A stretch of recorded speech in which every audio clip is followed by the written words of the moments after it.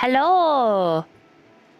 Welcome in, everyone, to this week's chapter of New Blood by Night. I believe this is chapter 34. Correct me if I'm wrong, Coterie. This is 34. Chapter 34. You will notice on the screen a new character, new name. Who dis? Don't worry. We'll jump into all of those details. But before then, let's meet our coterie. Starting with the one and only Jaqi. Hello, I am Jaqi, and I'm playing Mori, the very lost Kindred. I'll pass it over to Luke. Hi, I'm Luke, Anime and Memes on Internet Land, and right now I'm Lucian. But maybe you'll see Michael later, and I'll pass it on to Spectre Zero.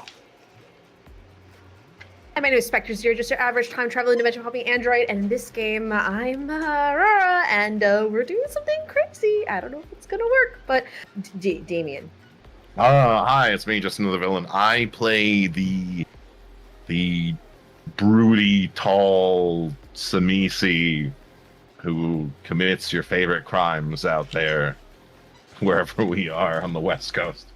And he's made a new friend. Oh, Lord. Literally made a new friend. All right. With that being said, this is our pack, our group of adventurers. We might not be the goodest of heroes, and we might not be the baddest of villains. We might be this morally gray, doing the best that we can group of ragtag individuals just trying to survive in this world of darkness. Vil, will you please hit us with that sweet recap? All right. So in the last session, we started off with the eradication, if you will, the wiping of Azriel's personality, as he himself consented to the overall process. He was asked once again, making a certain wits and awareness roll, which I guess for World of Darkness players, which is the perception roll.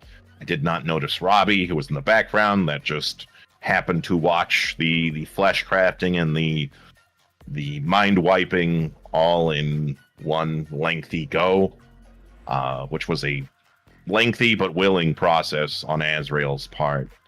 He was tested on a couple of things. He took off after Thanatos, and then Damien himself began to run after him. We swapped over to Mori, who went to go check on Azriel's sister, who was in very critical condition.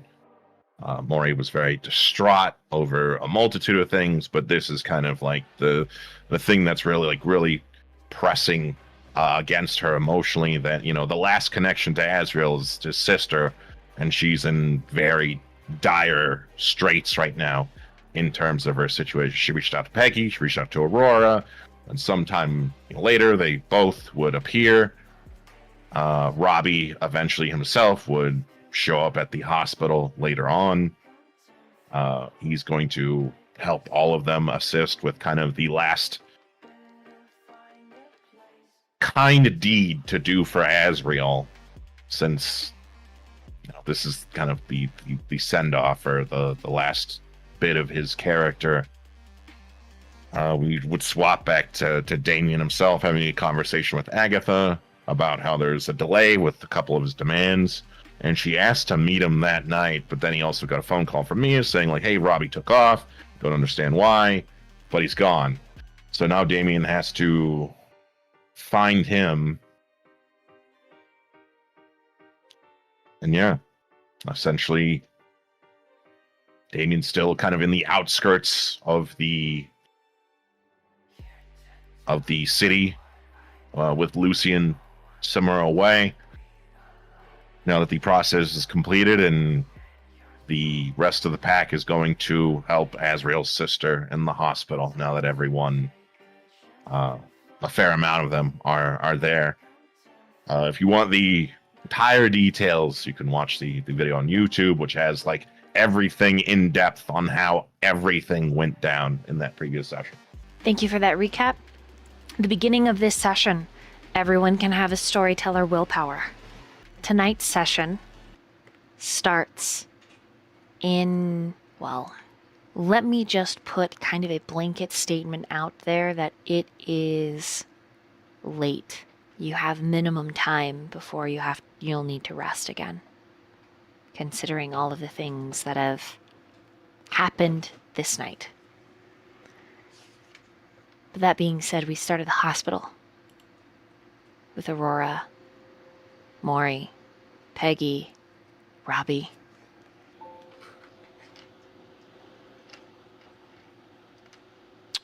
I would like Aurora to roll a wits and awareness. Okay. Aurora is a cat, and have you ever done something and you're like, you know what, I should have kind of waited? But Aurora's in the moment. Okay, so wits and awareness. And I think I'm hungry. is anyone holding you, or are you?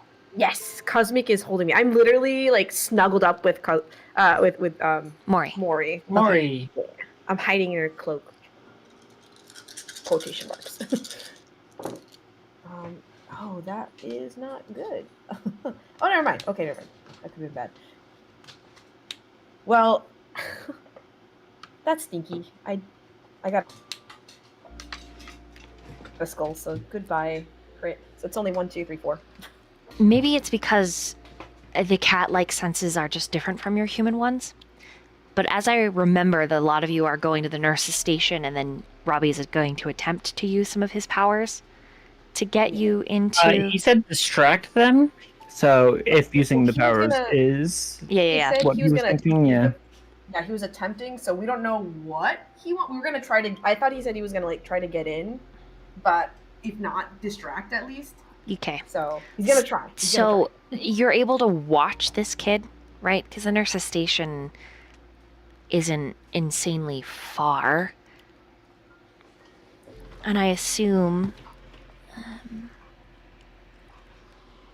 you wouldn't just let Baby Duck do Baby Duck things by himself, unless you would. But either way, no. Either way, you're watching. But Aurora in particular, maybe it's the cat-like senses. Maybe it's just that you notice more. But there is something different about Robbie. A crack. Something internal. And as a cat, it only shows, right, like a face of a diamond caught in the fractured light. This crack in him, this fracture in him, it's only made witness as he moves to use his powers, because that's his plan. And you watch him rouse the blood, and there's a reaction. You're not quite sure what the read on the reaction is, but you're very aware of it. And you take note of it for later. His attempts to act as a frontman and manipulator for this situation to get you into Peggy's room works. But he doesn't seem happy about it, Aurora. And when he moves to your side,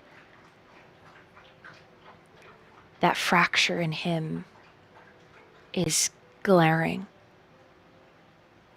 But you don't have time to address it, not yet. He says, "We've got like 10 minutes max." Thank you. I'm gonna stand watch, so let's hustle. Aurora extends her paw out to his hand. He just touches it gently. He smiles and rubs your kitty paw. Kitty. She does purr. She does purr. She's like, it's weird, but I'm gonna purr. Oh, I feel like a Roomba.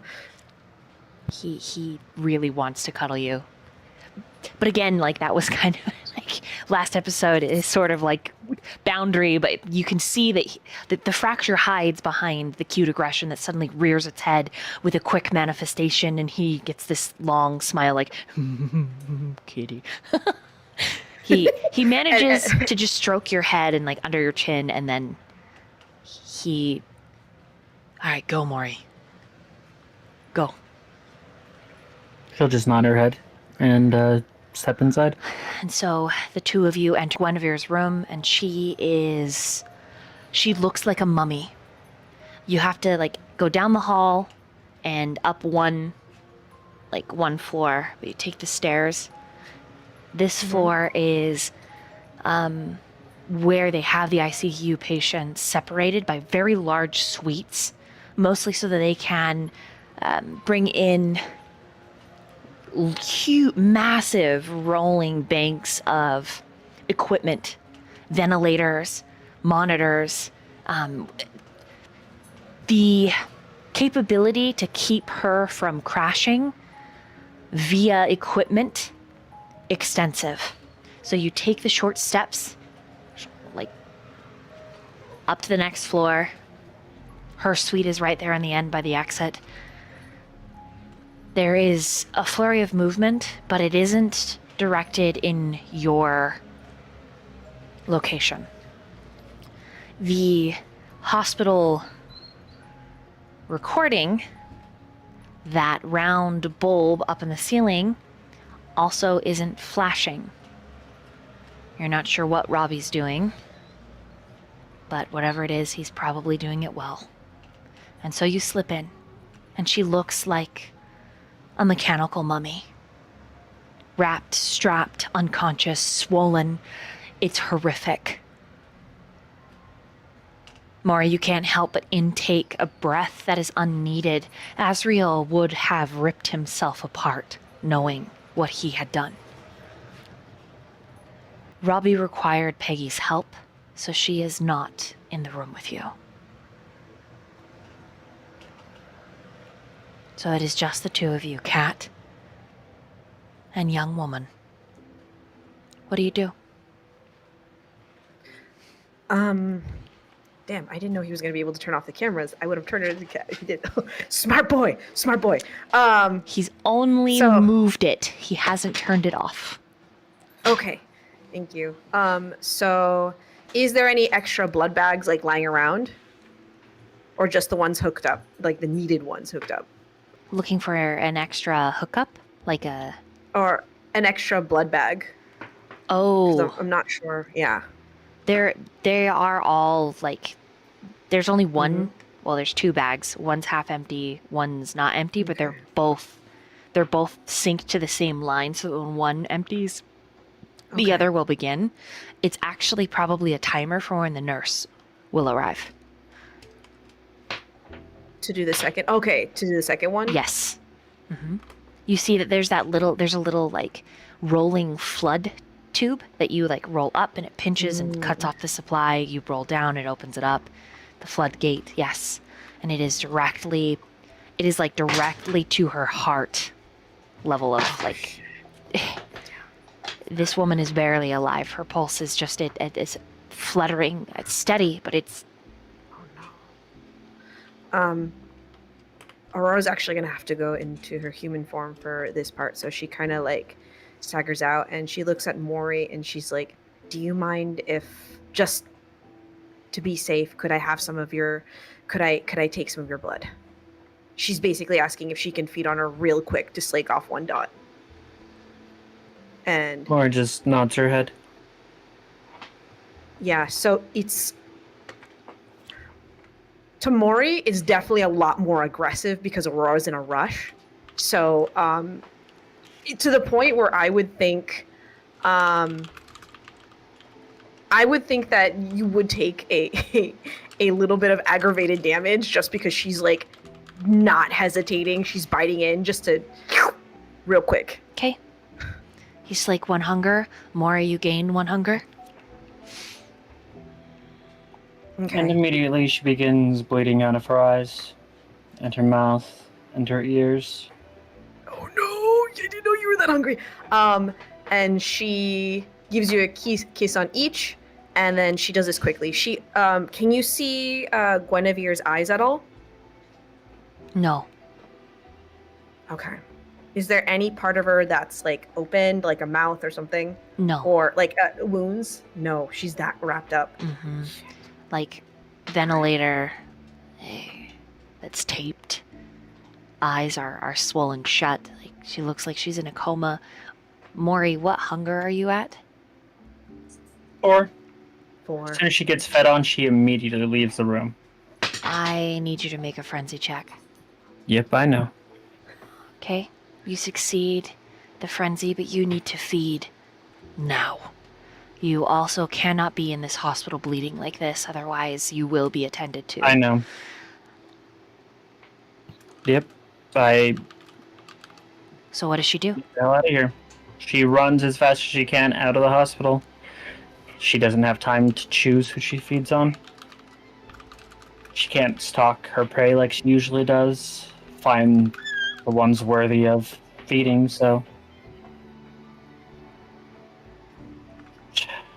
The honest truth is she'll probably find whoever she can. Okay, then I would like Mori to roll a streetwise and a dexterity. 5 successes? Okay. Mori is not sure who saw her and who didn't. Escaping as quick as she did and as emotionally compromised as she is, it's hard to say if she would even care.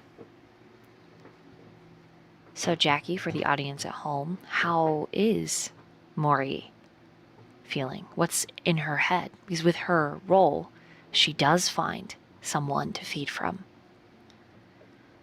Several options. Some of them are seedier professions than other. Individuals that work the night, walking up and down the streets, trolling for petty cash. Even still, there are those that rest under bridges or lay their heads in public parks. And then there, this late at night, are others still leaving clubs, parties,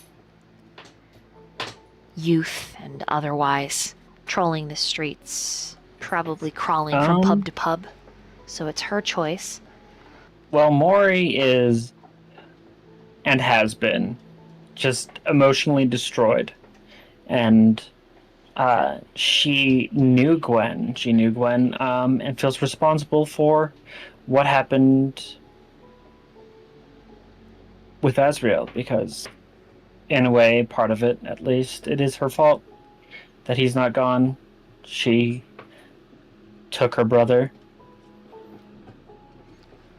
away from her, and she... It's like another layer on top of being exceedingly hungry is like the shame of failing. Like, I don't know how else to describe it. Just the...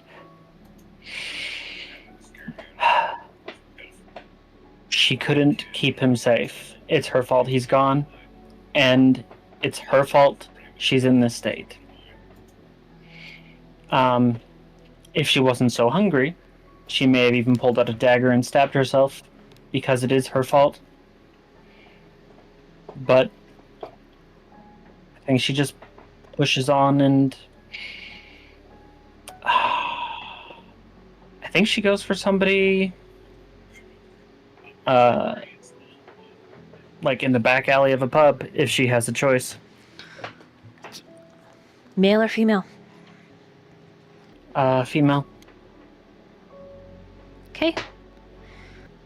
How much hunger do you slake? If I have a choice, 2.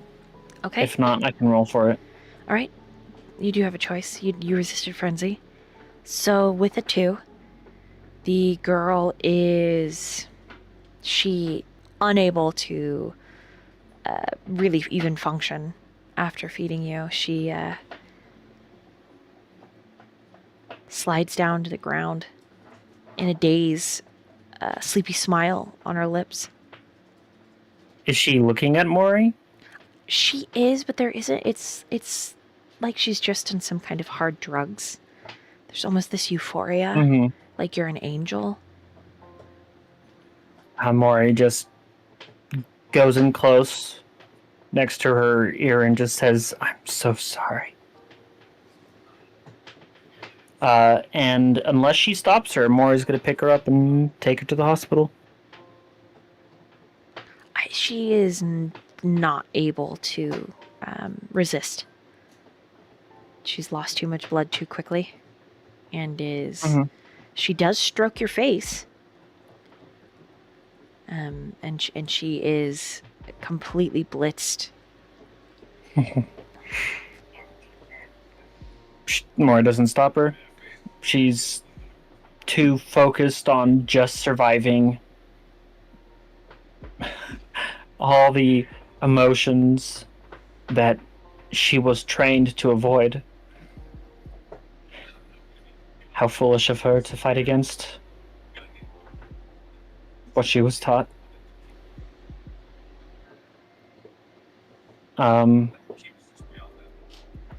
Brings her to the hospital and sets her down in the foyer and just says, I will say before that, before taking her to the hospital, Mori would have closed the wound with licking the tongue, or licking the wound. Understood. Yes. And she would have asked for a nurse and just say, I think she's anemic. Same hospital, different hospital. Same hospital. Oh. I need to make a roll. Okay. Did you clean up any of the blood spatter on yourself? Oh yeah, no, she would have. Okay. The nurse looks very concerned. Does happily take her, gets her seated in the waiting room, and she keeps eyeing you, this nurse. And the way that she eyes you is significant interest. Do you stay or do you leave? I'm assuming I can't just go back, so I think I'd just stay. Okay. I will... Hold on. There's another waiting room, right? She would probably Yes. return to the other waiting room if she can't go back. You go upstairs to the other waiting room? Yep, unless I'm stopped. Oh, okay. You are approached. The other nurse does, the nurse has been watching you, does approach you, and she says, okay. How are we doing? I think it takes Mori a second to comprehend what she's even asking and just... She's got a polite arm, hand on your arm. Mind you, going out and finding someone to feed and moving, it is almost like the time that has taken, the dawn is approaching. Not great, if I'm honest. But it doesn't matter. They're already gone. Who's already gone? Someone I loved. They're gone. Okay. We're gonna get you checked in over here, okay? No, it's fine. I'm okay.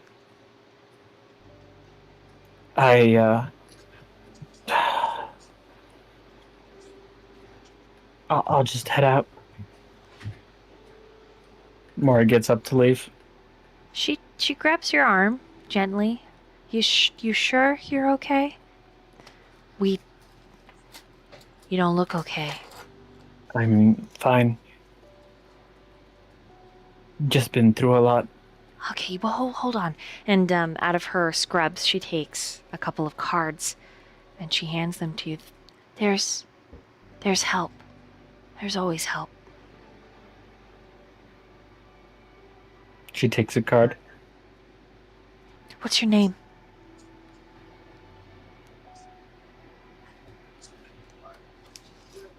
And I think Mori contemplates it for a moment.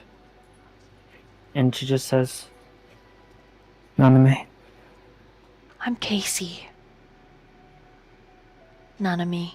It's nice to meet you. I'm really sorry for your loss. I appreciate it.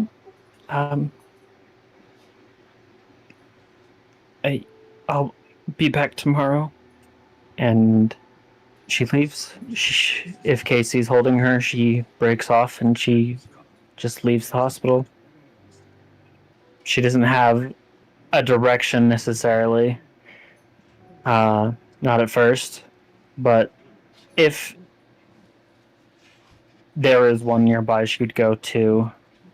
Actually, hold on. Is Azriel's place, his old place, where I believe we put the assassin and tied them up? Mm-hmm. Is that nearby? I mean, it's a thick distance to walk, but nearby is relative. You could just get a goober. Mm-hmm.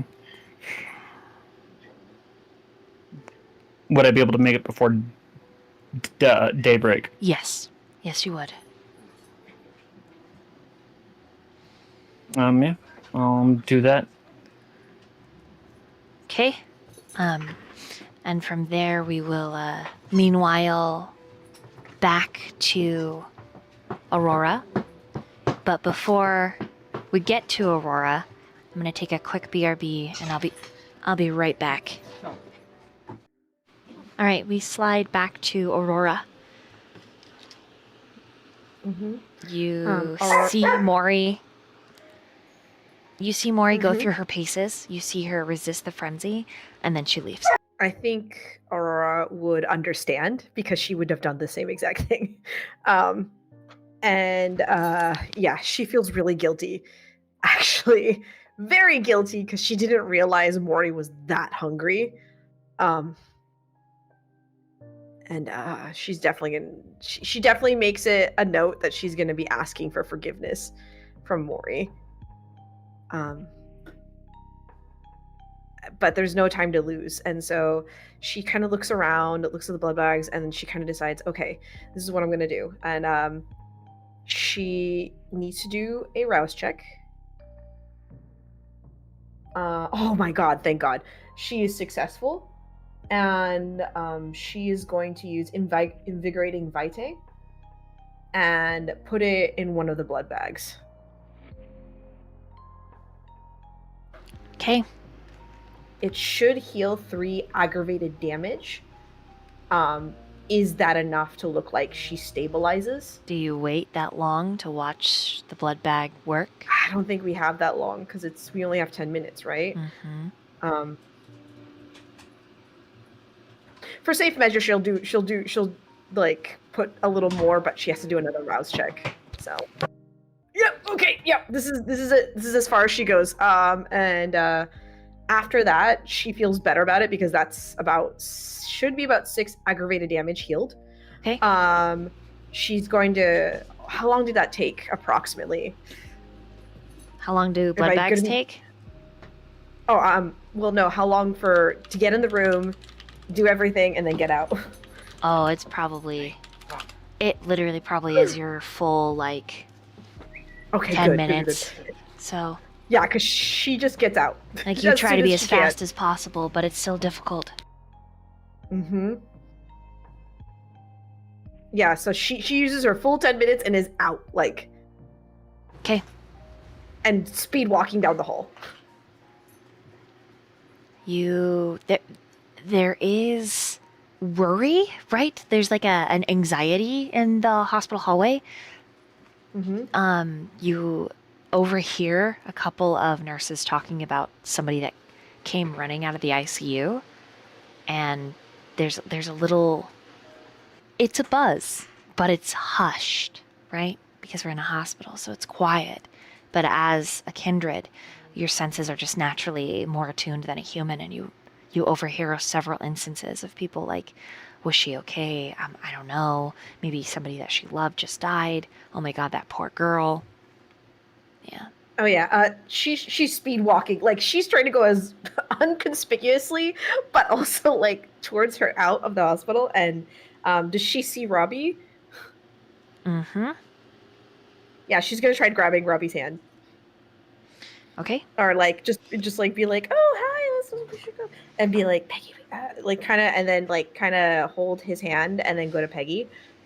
Robbie, all Robbie says is, where's Mori?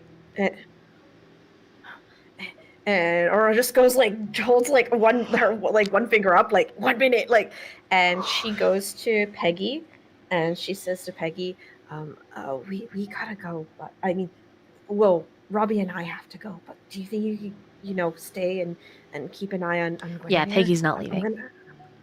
Okay, and Peggy's not leaving. also, I don't know, but yeah, we'll see you tomorrow, right? We gotta go. I don't know. And she just kind of like takes Robbie with her, like just holding his hand. I know, Okay. sweaty hand holding. And There's not a lot going on processing wise emotionally for Peggy. She's very strung out from everything that's happened. And you just get a lot of nods and like reassurances, but they're dull. The worry has sort of taken her spark.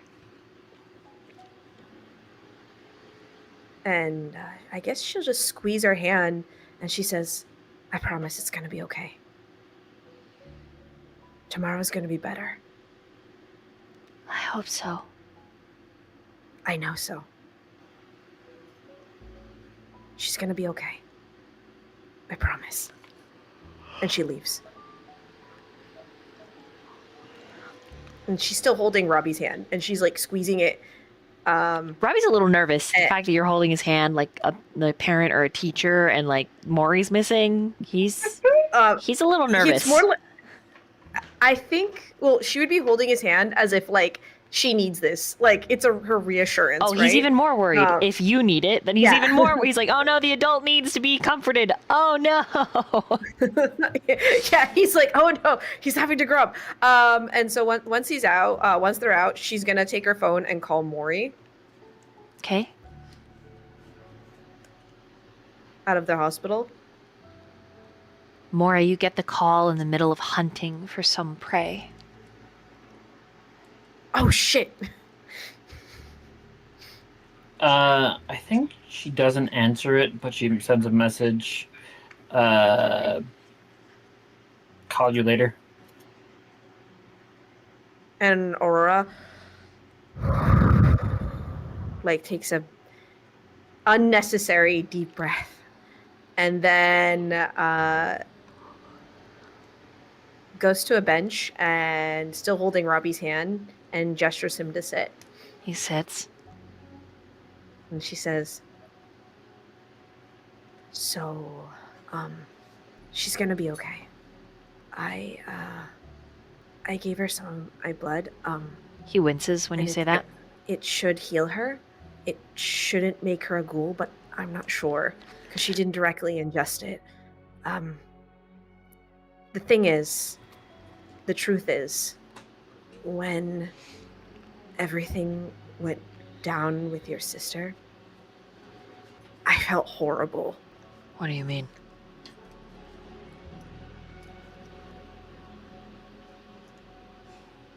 I couldn't save her without ghouling her. She would have died, and I wish I knew what I knew now than what I knew then. I'm so sorry. It's my fault that she's the way she's.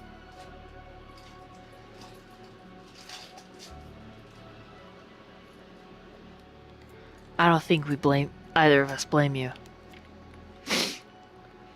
But I still blame myself. And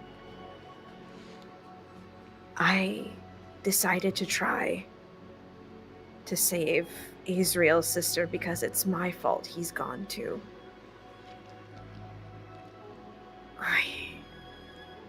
What do you mean? And he's particularly interested in this subject. What do you mean it's your fault? Why is it your fault?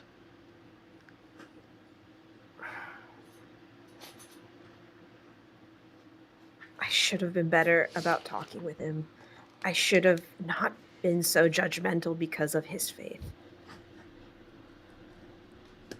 If I had been...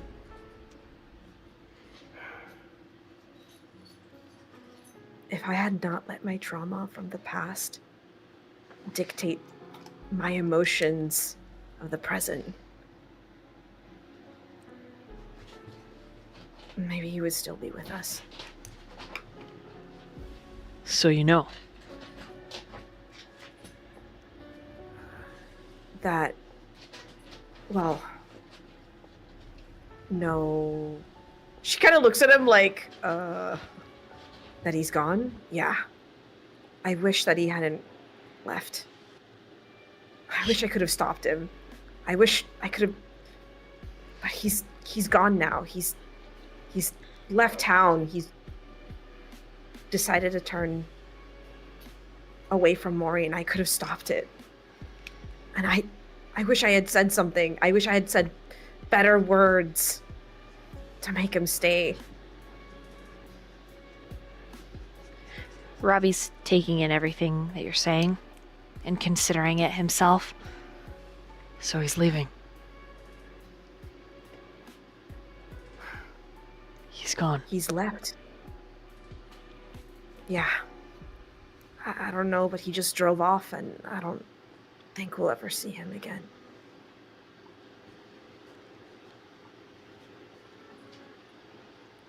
I need to talk to Damien.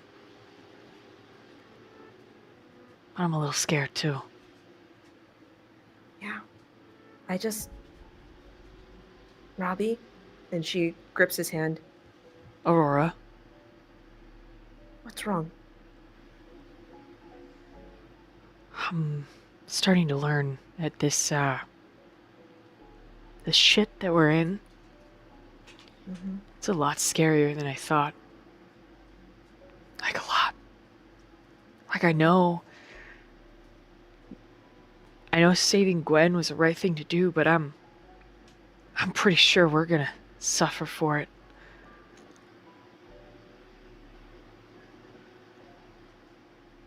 I think we're monsters.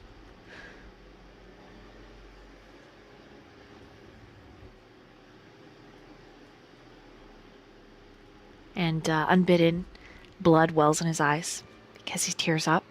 I think we're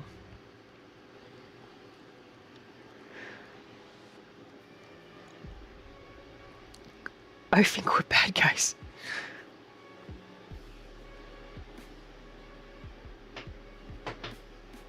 And she just hugs Robbie. He hugs you back, and he tries desperately not to cry because he doesn't just want to put- try to hide it. She just puts his head in her shoulder to kind of like to allow him, if he wants to cry, he can cry. I don't want to ruin your shirt. It's okay. I have a red cardigan. It's not okay. It's nothing about this is okay. I thought it was okay. You're right. It's not okay. But Robbie, you have a gift. No. The gift of clinging onto humanity, to clinging onto the good that's left in you. And crying is a very natural human thing to do. Not when it's this. This is not normal. This is not salty tears. This is fucked. This is fucked, Aurora. Everything that we do is fucked. This is fucked. And he gets quieter. The fact that you had to give Gwen your blood. The fact that Azriel, her Peggy's devastated. My sister's so fucked in the head. She's so fucked. And Damien was like my best friend. And he's so fucked, Aurora. He's so fucked. I don't know what to do. I don't know what I am anymore. I don't know what any of us are anymore. I spoke a few words to one of the nurses and she just did exactly what I said. That's sick. And I liked it. I liked the way it made me feel, Aurora. That's not human. Hunting people? I made a trap. catch prey like I'm some goddamn fucking spider. That's not normal. I can't.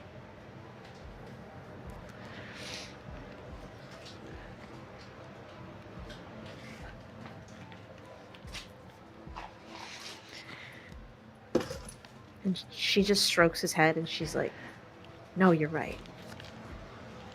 None of it is normal. And then he clings to you and he cries.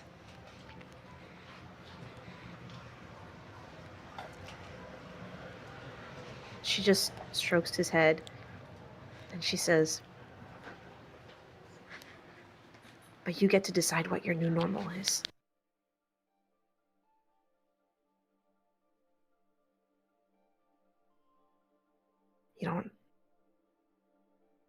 You get to define what you are now.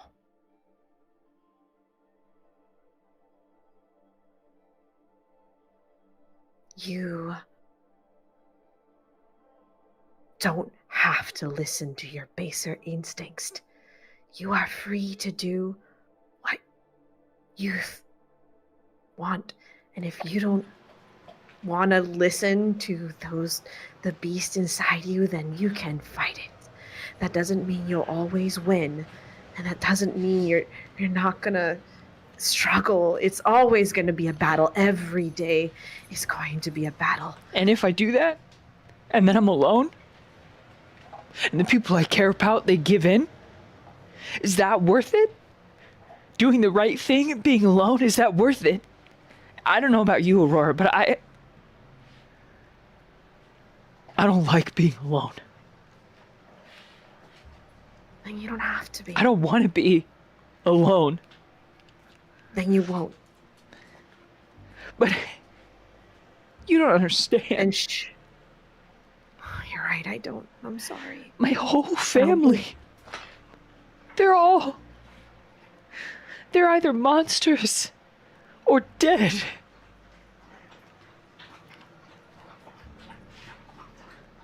He just looks at his hands, blood dripping into his palms. And Azriel, he just... And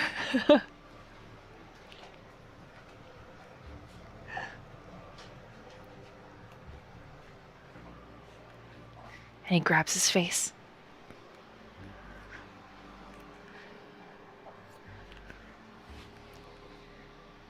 I just want my family. And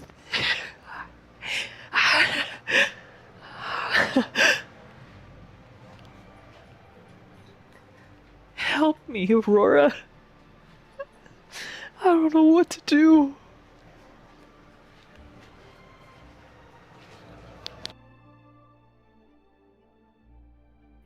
And she hugs him. And she says, I'll help you. I can't make these decisions for you. I can't take the pain away, but I can tell you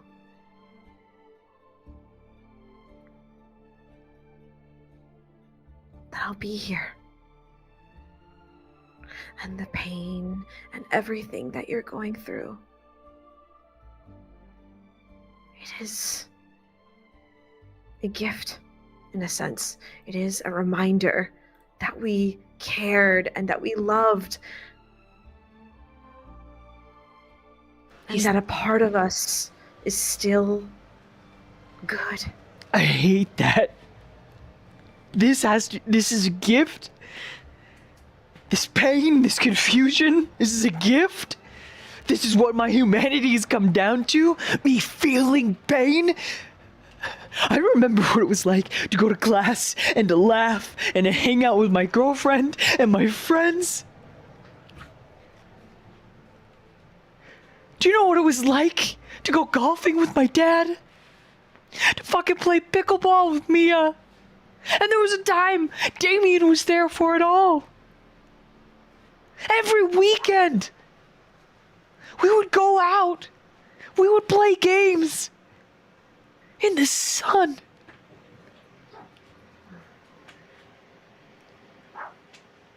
And now we're all monsters. We're all freaks. And I have to make this choice. I gotta be alone. You don't have to be. I'm here. You don't have to be.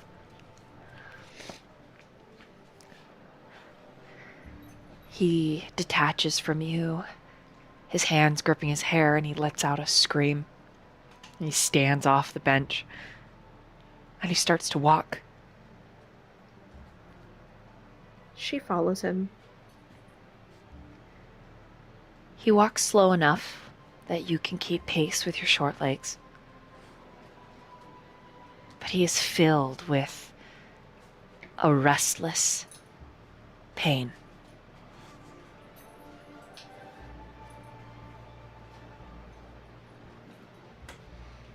After several minutes of him just walking through the night, he pauses so that you can catch up. His face is raw. He's rubbed the blood all over. He's rubbed it so hard that it's thin enough it just looks like he's been crying. She just takes out one of her wipes, and she just starts to clean his face. And that's it. He'll take it from you and wipe his own face, then shove it in his pocket. Like a mom. Yeah. Just He just walks with you. And then for a moment we meanwhile over to Damien.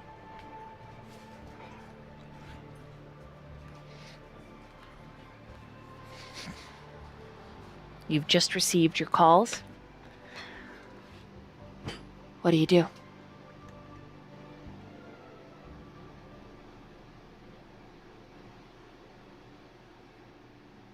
At the tail end of the conversation, then responding to Agatha, I'm gonna call you back. I need to wrangle up one of mine. Give me like 10, 15 minutes. It's a deep chuckle, very feminine and icy. She doesn't even say goodbye, she just hangs up.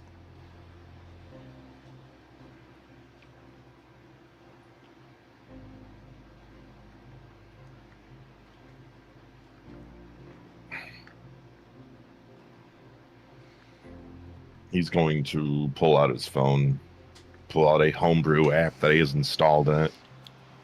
He's going to have a list of phones that he's wiped. Mori, Azriel, Aurora, Robbie, Mia, Hansen. And he's going to click on Robbie's phone to see where he is.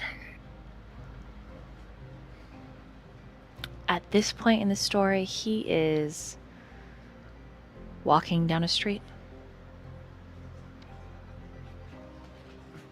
Middle of town.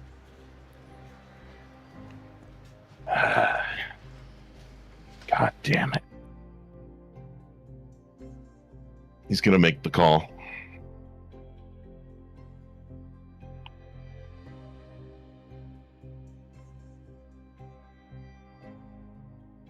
Robbie pulls out his phone, Aurora, and Damien's name flashes across the top.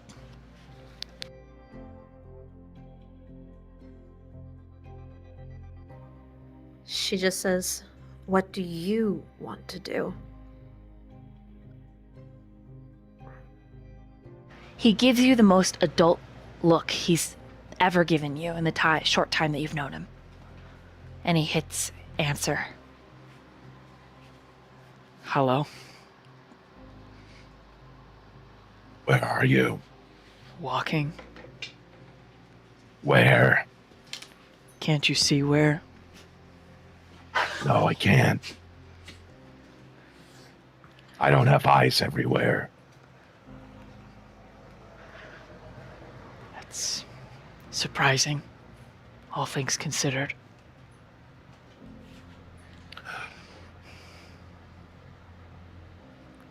And he reads off the straight address.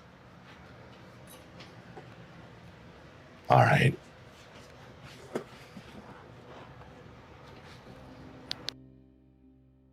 Why did you leave?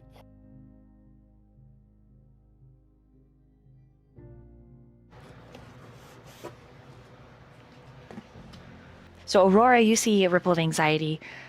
His palm rubs his mouth, and then he rubs the center of his chest like his heart hurts. She grabs his hand and just nods. Like there's this look of, I believe you, I trust you, I'm here for you. He squeezes your hand, then he turns away and he answers you, Damien. Because I saw. Because I know. Because this whole fucking thing is scary. And you're not the same.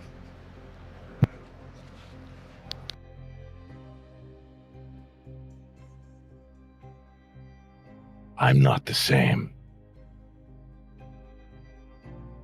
I'm not the same. None of us are the same. I'm not the same. You're right. I'm not the same. Not the same person I was a whole year ago, isolated. Not the same person I was who was dragged through a different life and brought out the shit end. I'm not the same person anymore. Because what was I supposed to do? Who was I supposed to confide to? Artemis, that's the only person I could talk to. I had to ghoul a ferret just to have someone to talk to.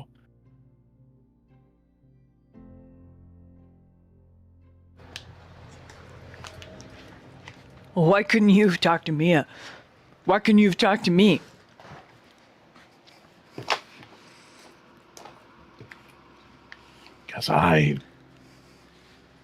Because you were afraid. Yes, I was fucking afraid. Have you seen my fucking face? There's I nothing look wrong. like something out of a horror movie. You think this is normal for me? That I want to have this look? This was forced upon me. I woke up like this. Do you think I just waved a magical wand and said, let's just change what I look like entirely for the rest of my existence? No.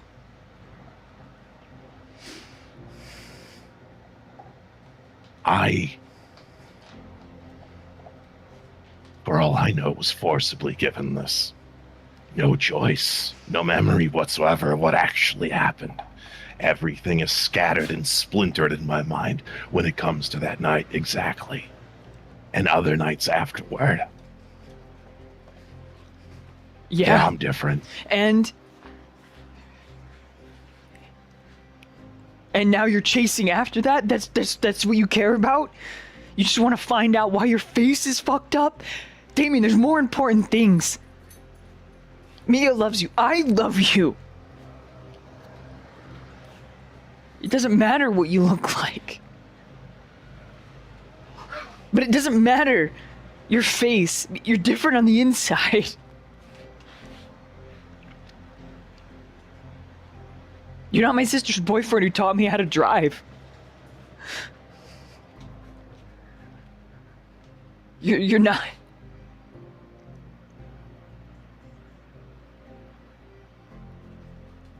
You're not the same guy. I think you forget.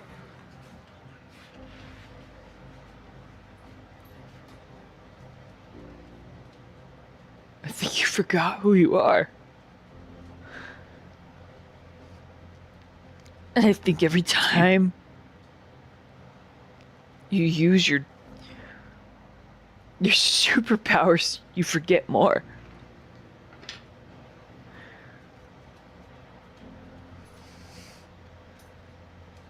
Hard choices require sacrifices, Robbie.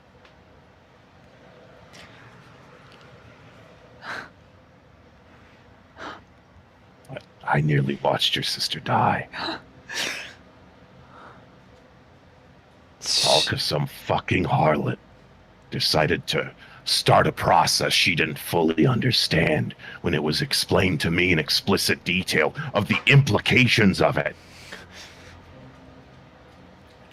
It's not Aurora. She's just Oh, trying to help. that's not Aurora.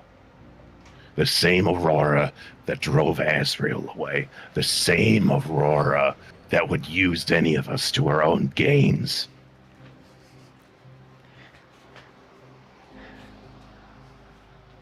Using kindness and compassion as a veil of manipulation. Sweet words sound nice, but sweet words can also be like a knife in the back. And you want to know what the worst part is, Robbie? It's not getting stabbed in the back. It's looking behind you and seeing who it is. How do you think Azriel felt when he looked behind him?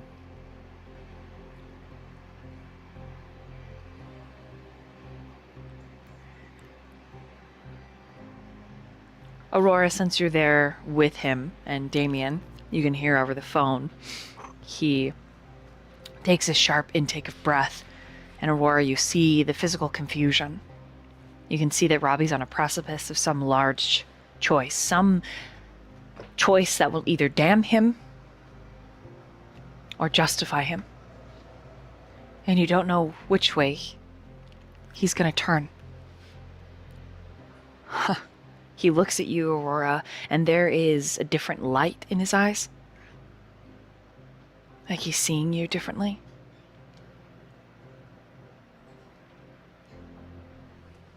Damien, you know how young and impressionable Robbie is.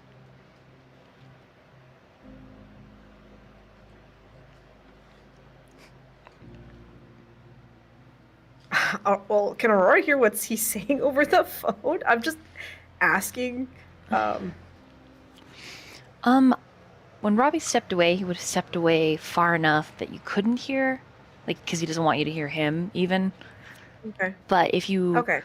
want to roll and like use heightened senses, you probably could from this point on.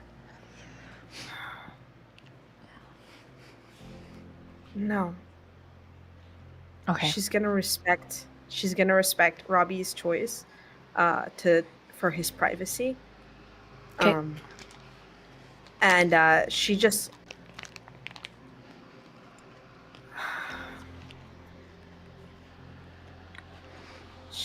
God, she just looks at him like, I believe you, no matter what you do. Like, it's that look of like faith. She has faith in Robbie. Okay. And He trust.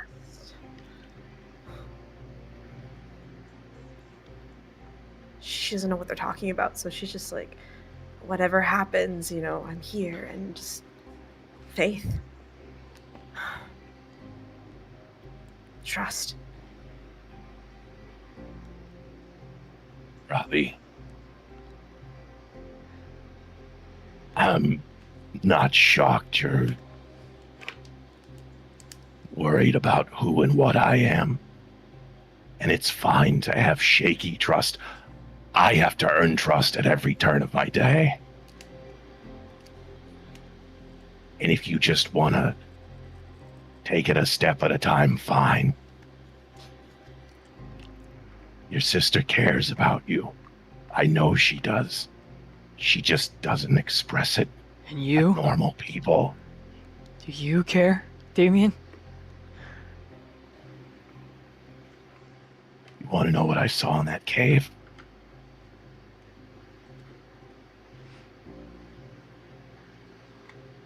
What?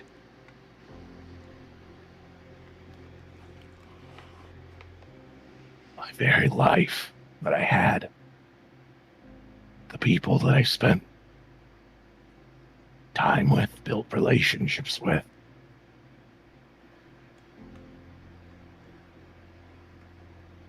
They're gone.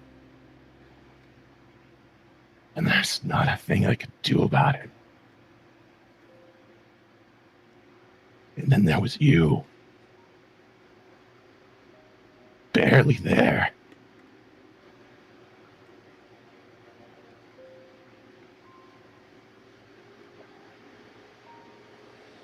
Sister clutching her hand.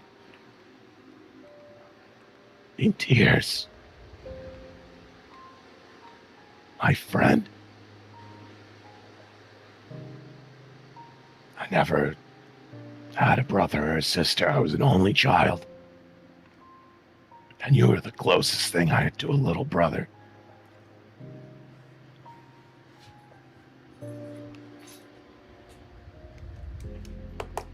And at no point could I ever intervene or stop whatever happened to you.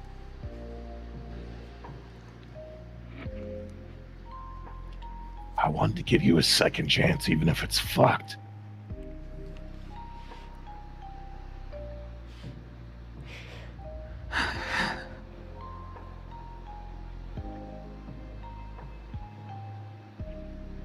You can hate me all you want. It's fine.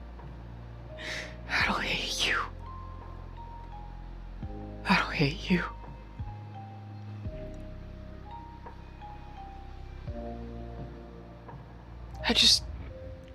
I don't understand how this could get out of hand. I don't understand how it snowballed like this.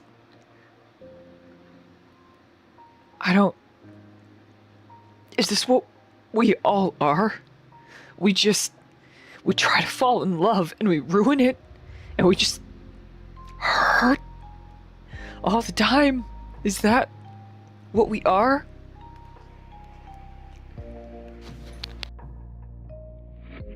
And we're given as cruel, Robbie. And we live in an unjust world in unjust times.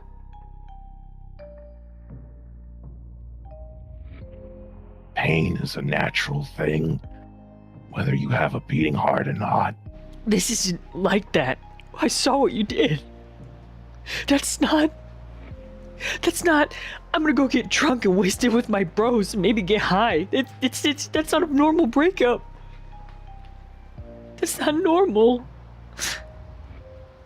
And if you saw what I did, then you knew that he wanted the pain I to go heard what he away. wanted. I heard it.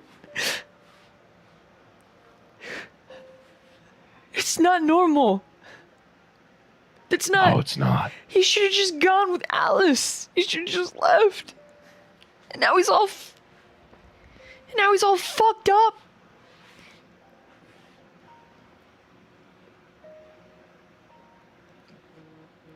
And Mia, she's just as fucked. Damien, she's so fucked up.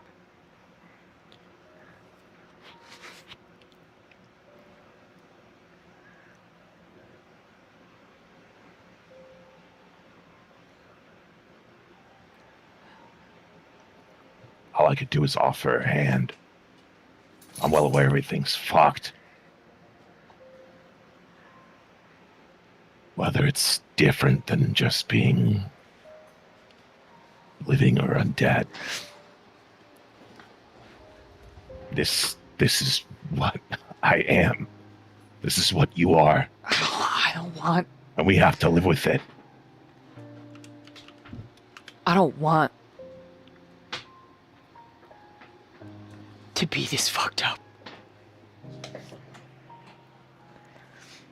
I don't want you to be this fucked up. I want to go golfing. I want to play video games. I want to go to school. I want to do normal things. I want you and me to get married. I want to walk her down the aisle. You guys could adopt more ferrets. Zero would love siblings. Mori, Aurora, Azriel, and now it's all ruined, and everything's broken. I'm broken. Yeah. You're not broken. What do I do? I don't know what to do. I'm a monster. I don't know what to do. And let me help you. I don't want you to help me like you helped Azriel. I don't want that. I wouldn't do that to you because you haven't asked for it. You really think that would force that upon you? I don't know. I don't know. You said Aurora. Her nice words is... She's... I don't know. And you watch him, Aurora, squat down and curl up, crying, pulling his hair. Just saying, I don't know. She starts to approach him, and she kind of like makes it known that she's approaching him, and looks at him, and she's like, and she says, like, she just offers her hand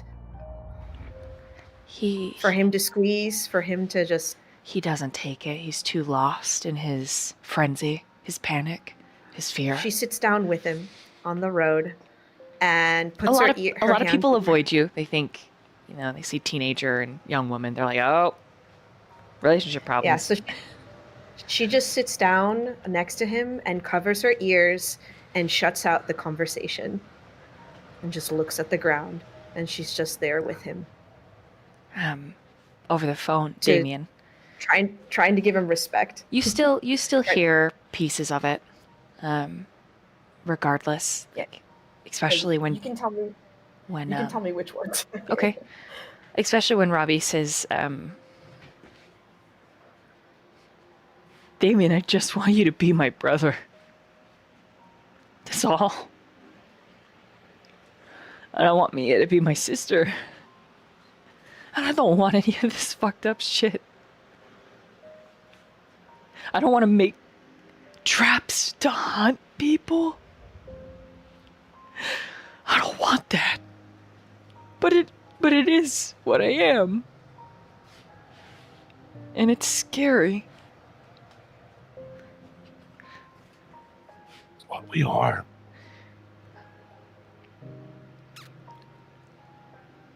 Our humanity, though, it's what Aurora says. We have to keep it. And if we don't keep it, then something bad will happen.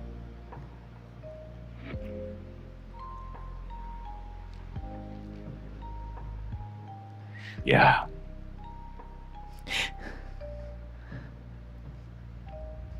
You want me to come and get you? Yeah. But I want you to know that Aurora and Mori are my friends. Especially Mori, she's my friend.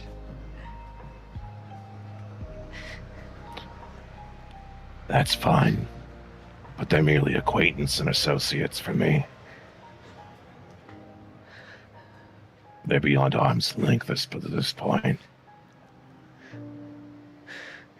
What I had to do for the pack was unnecessary.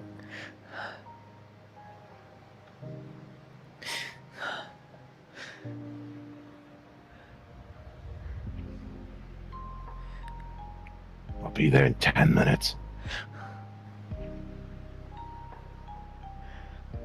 Okay.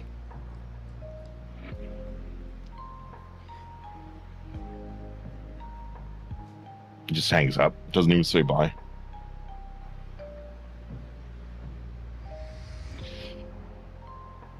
at this He's gonna put like both his hands together and shout for Lucian. Lucian! All right, roll a wits and awareness, Lucian.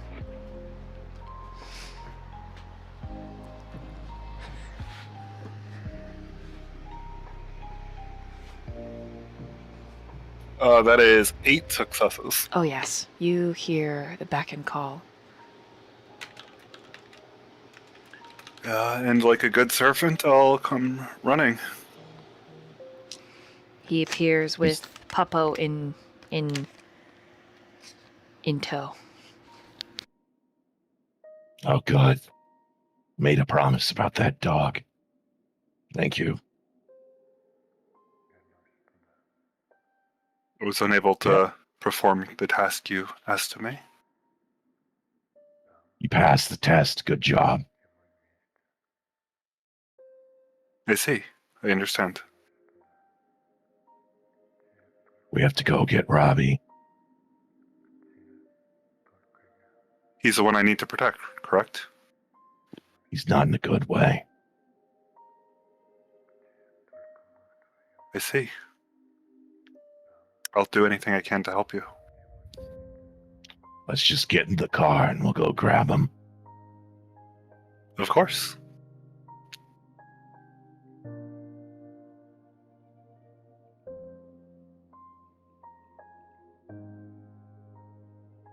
He's gonna nudge Zero, like in his pocket. Actually, Zero is on your shoulder touching your face, looking really worried. Ferret eyes watery. Touching what? Your face. His little paws on your face, your cheek. His little ferret nose and eyes are watery. He's sniffling. Take it you heard all that. Yeah, been watching for a while. He's just a kid. He's just a kid, Damien. He doesn't fucking know which way is Tuesday. Poor thing. But you too. Doing any motions to loosen. Doing all this is not gotta be good for your psyche, man. I mean, I get why you did Fine. it. No, it's not fine. You gotta feel that shit, or otherwise you're gonna just become exactly what you look like on the outside, but on the inside. Do you want to be scaled, not for your pleasure, on the inside? I can't imagine what your asshole would feel like. Probably terrible. Can't even feel my asshole, technically. Well, maybe that's because you need to work on it a little bit, right? Loosen it up. Don't think it works like that anymore. Yes, it does. I have seen you go. It's like a scale. I don't know exactly what it means, boss. But I've seen it. There's like a pendulum in you. Sometimes it swings and it's like you got more human in you. And then other times it swings the other side and it's like you got more of that mad dog in you. And lately it's been more mad dog than human. I mean, I've never known you to deny Mia. And I watched you outright just... No. I've been watching you since then, buddy, in it. I think we are headed for deep waters, you and I. And that maybe we should anchor the ship and maybe turn around for port a little bit. Like, I know we got a big bad, we got to ice, and I'm here for it. I'm here for ice in the big bad because I like my Del Tacos. And I love my smoothies and my 7s, 11s. I don't want to lose those. And the big bad threatens those. But I feel like we don't want, you and I, we don't want to become that on the inside out in those deep fucking waters. You feel true? Not everything could be sunshine and rainbow, Zero. Hey, we're in a storm, baby boy. And that's alright. Sometimes you just gotta learn to dance in the rain.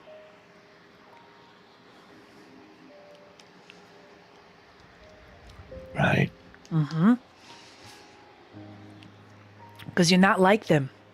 Those guys, that fucking, what's his name, who's like, yes, I had a pact. I had a job with Artemis before Artemis died. Ugh. You're not like that. Don't be like them. You're not like them. You're not like that. D, you never been like that. Your whole life, you never been like that. Now, I will admit, Agatha, she's a piece. Whew. But so is Nina. You want crazy? And pregnant, so probably horny. Huh? Nina? She got the same vibes. Oh, and I overheard she's recently single. No. I'm good there. It's because she's pregnant, huh? You don't like that? Fine. Fair enough. I wouldn't want to poke the baby's head either. I don't really know how it works in human anatomy too much, though. But I certainly have watched a lot of TV shows.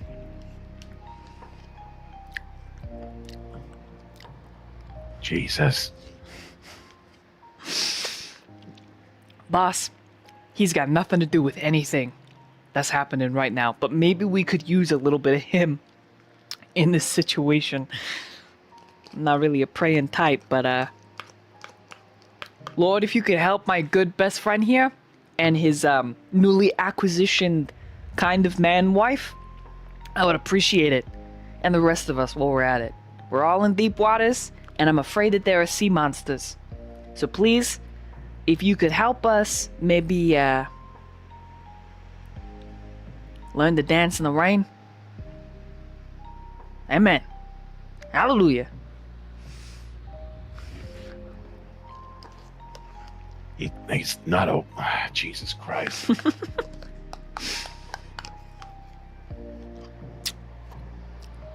You want me to roll a dexterity and drive?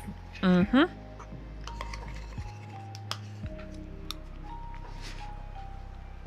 But before we get there, we're gonna meanwhile back over to Aurora.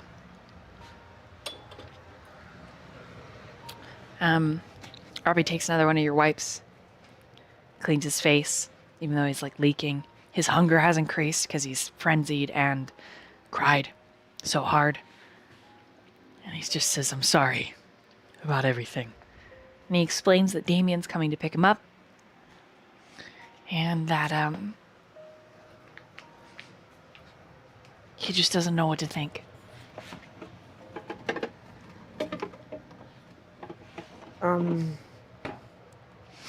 He would just see her with, like,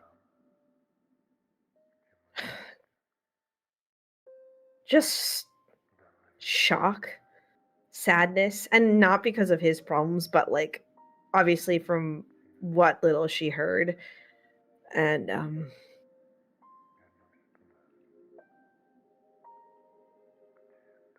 she just says,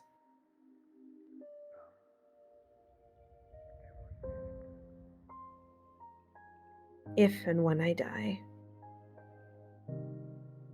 whether that's by Damien's hand or someone else's,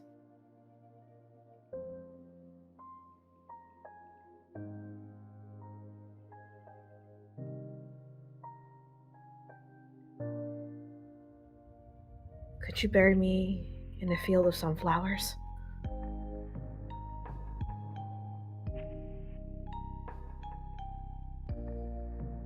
That kind of shocks him quite a bit. Yeah, you can tell that she's pretty shaken up right now. What? No, I'm not. And with the most honest, sincere look, she says, he scares me. He's not gonna hurt you. I'll make sure he doesn't hurt you.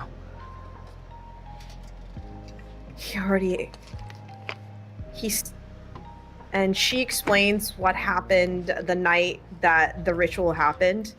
How he looked at her, grabbed her, and licked her face.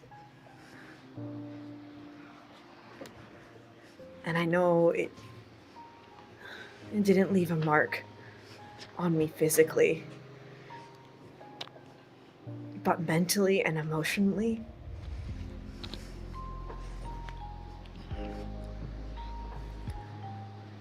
he scares me.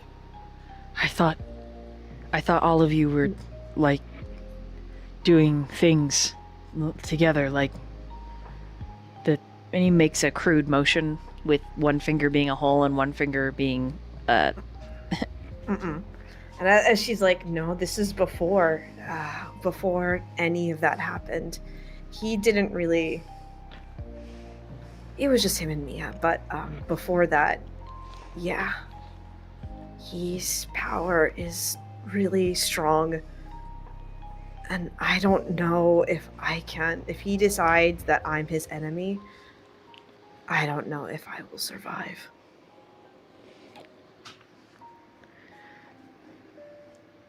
But maybe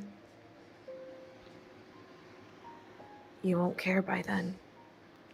And she just looks at him with a sad smile, and she gets up and she's like, I should go.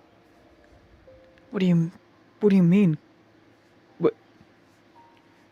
Did I do something wrong? Mm-mm. But I'm worried about if he sees me with you.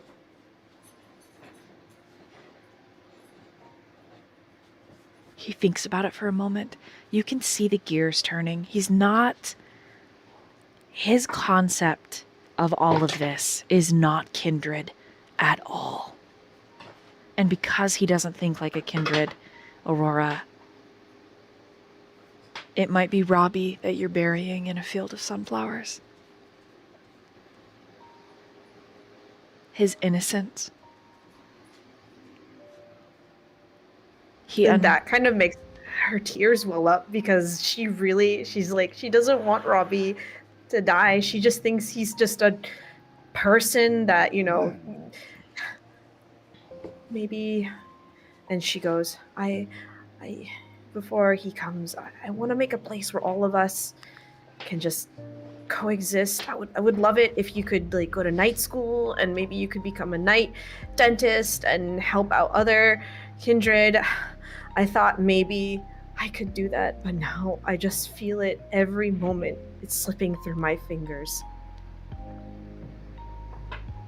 I understand. I think I understand. And I'm scared.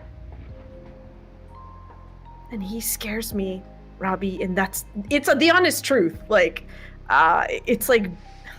He doesn't scare me. I want to save him, Aurora.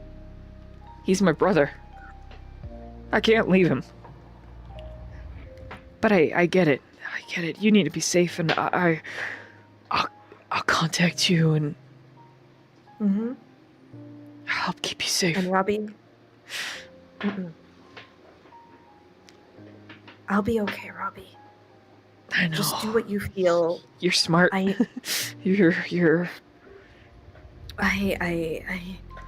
thank you, Robbie, for... Just tell Mori when you see her that she's my friend. Please. I don't need to tell... I'll tell her, but I think she already knows. And, I can't leave him. I can't let him face all this dark alone. Do you get it? And my sister, I can't... Yeah. No. You're following your heart, and that's the most... I gotta try. That's beautiful. I have to try to save him. Oh, Robbie. I have and to.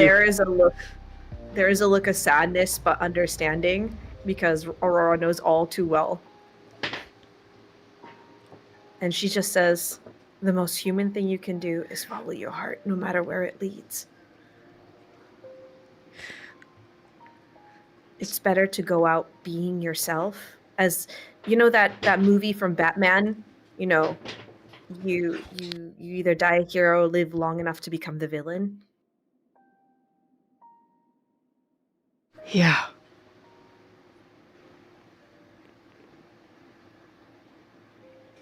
I do. Don't forget yourself. This world is dark, but with darkness comes light, or else we wouldn't know which is which. He suddenly closes the distance, Aurora, and he gives you a hug. And Robbie's he's a big young adult. Like he squeezes you. He says, please don't forget to tell Mori. Mm-hmm. And she hugs him back, and she thinks and there is it's like hugging someone for the last time. Because there's that fear that she won't see him again. As The two of you embrace, and then you let him go, and you turn and you walk away. You have such a vivid image. Aurora's gonna hide. She hides. Like she's gonna stealth and hide and go. kind of like just keep her dexterity. Go ahead and roll a dexterity and stealth.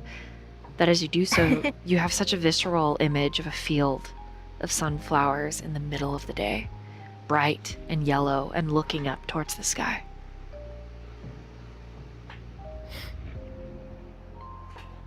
Oh god. Don't mind me, I'm just crying, y'all. Whew. Oh god. Okay, nope, I'm just gonna make this roll. There's nothing more to say. There's nothing more that can be said. Oh hell yeah, that's a 5. Okay. You feel like you are successfully stealthed.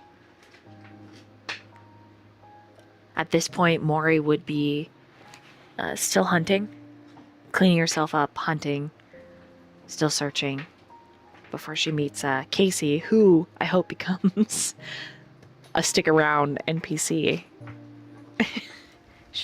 But The nurse? Yeah, I like the nurse. She's great. Yeah, sorry, her name's Casey, but yes, yeah. Damien and Lucian. Since it is, even though it is Aurora, Lucian, Luke, I would like you to describe what your character looks like as you and Damien come to pick out Robbie. Have I gotten my new outfit yet at some point? Oh, probably. Or am I- I'm just gonna say yes. Okay. So this same kind of skin tone as Azriel, but the hair is brown. There's scars over the eyes, over the one eye, and then the eye color is definitely not Azriel's. What color was it again? Did we go? Was it a greenish? I think it was green. There's some scars on his neck that are clearly visible. And he's wearing a leather jacket and a very revealing tank top and some jeans. He looks pretty stoic and just waiting to fulfill a duty.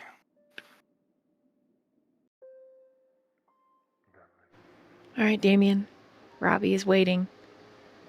In his t-shirt, his big leather jacket, his jeans, his dirty boots. He's just the kid standing on the street corner. He's a little bit further than he was.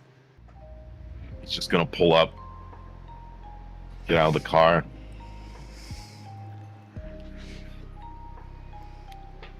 The minute I'm just gonna approach him. you approach him, Slowly. he closes the distance like a kid running for his dad. And he hugs you. I'll hug him back. His fingers squeeze your jacket. He squeezes. And Damien, I would like you to roll a composure and resolve, please. Oh boy. I got 5. You have the strangest image of a field of sunflowers in the noonday sun.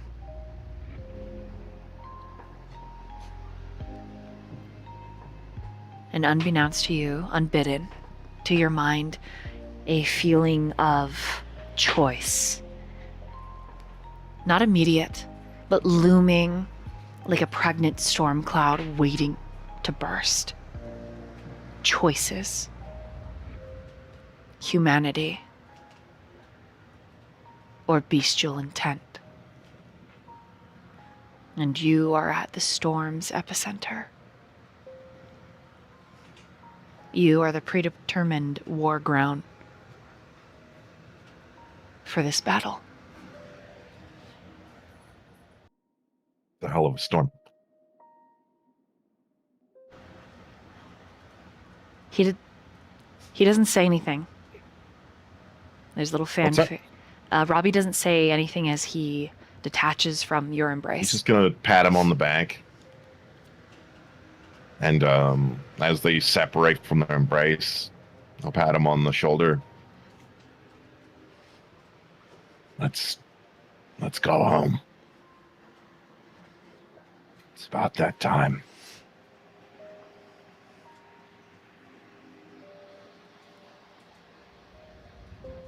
Also, I need you to meet somebody. Come on. He doesn't say anything. You can tell that he's very emotionally strung out, hungover. Mori, you receive a text while hunting from Robbie that just says, "Love you. Sorry it couldn't be different, but I'm gonna try."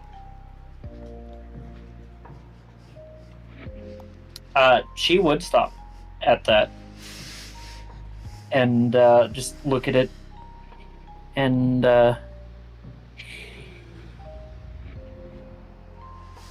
she'd send, "Love you too. What's going on?"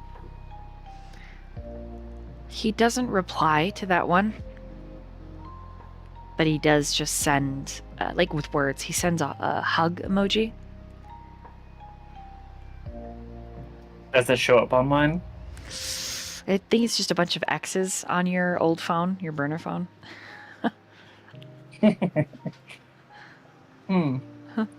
So, but you would know it was an emoji. So, you just don't know which one, obviously. Right.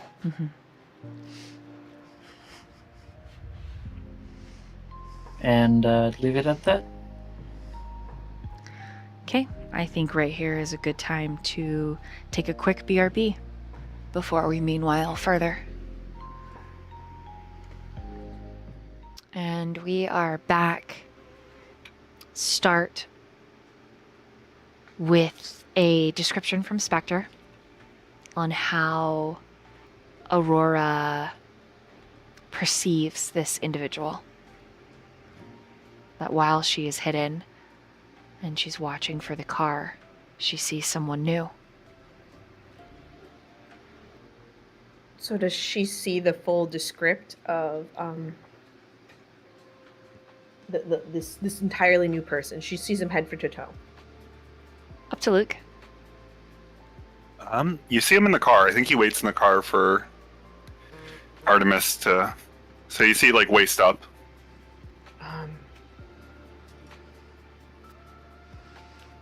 She feels fear, an end, as if her circle is closing.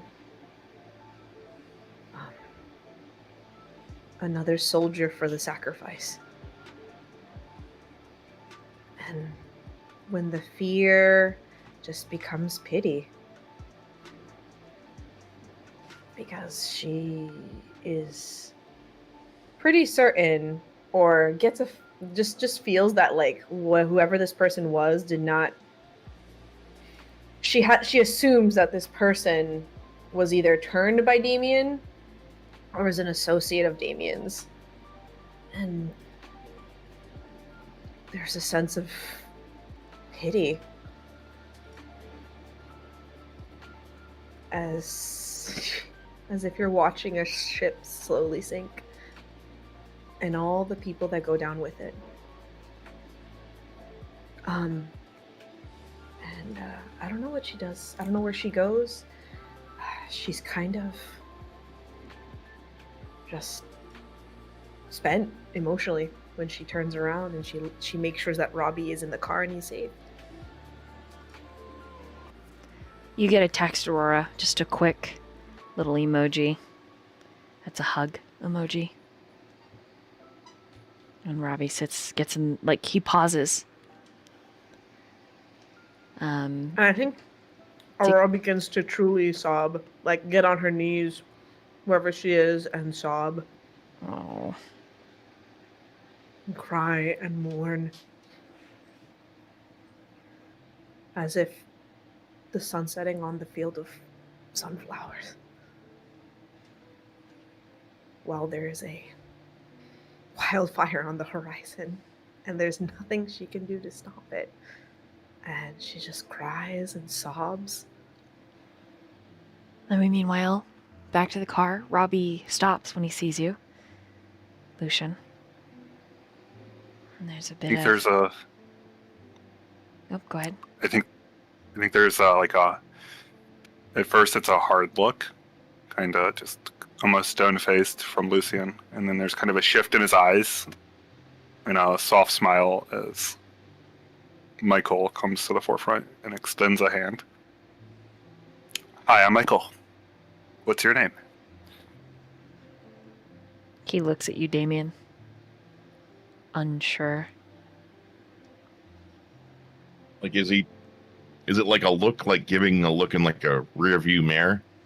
It's like he hasn't gotten in the car yet. Come on. Like we all have to live with the new normal. He takes your hand. But you can tell that he doesn't want to, Michael. He says, I'm Robbie. Nice to meet you, Robbie. Did I do something to offend you? No. That's a relief. He gets in the car. I hear we'll be working together. He just looks at you in the rearview mirror now. Damien, we will. But he's talking to you, Michael. That's what Artemis says. And that's good enough for me.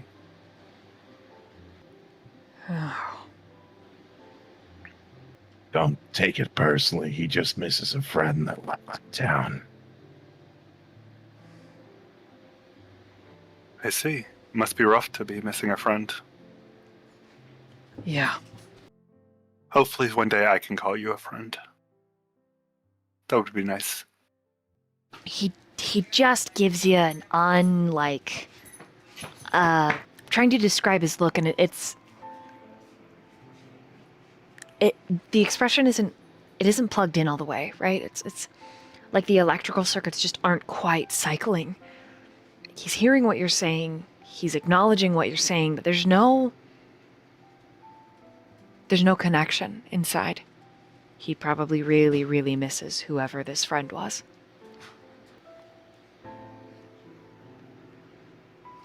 What was this friend of yours like?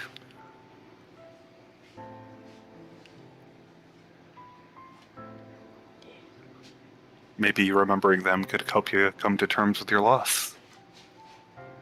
I don't know if... Damien, you see as Robbie looks down at his lap. Zero's wringing his hands next to you in the front seat, watching the kid like a worried mother. I don't really want to talk about him. Why don't you, Okay. tell me about you? And he makes a cutting glance at Damien in the rearview mirror and then back to you, Michael. What are you like?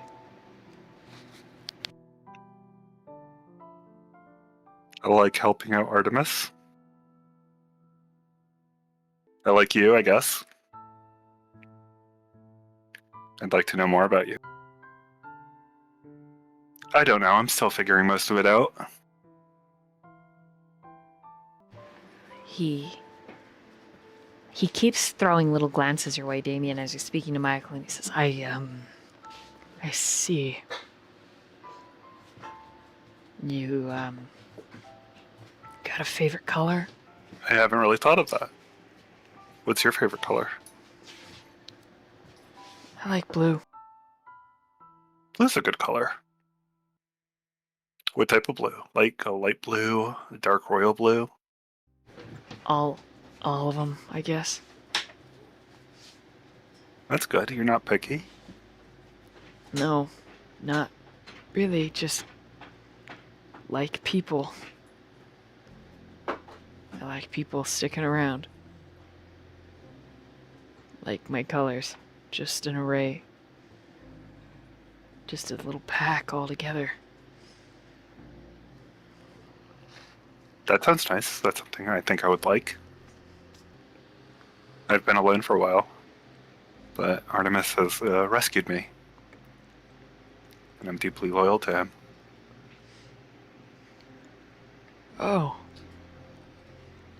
It's nice not being alone anymore. Yeah, it is nice.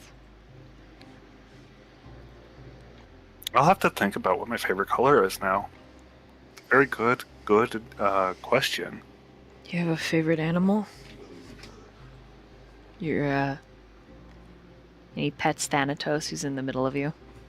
Your dog?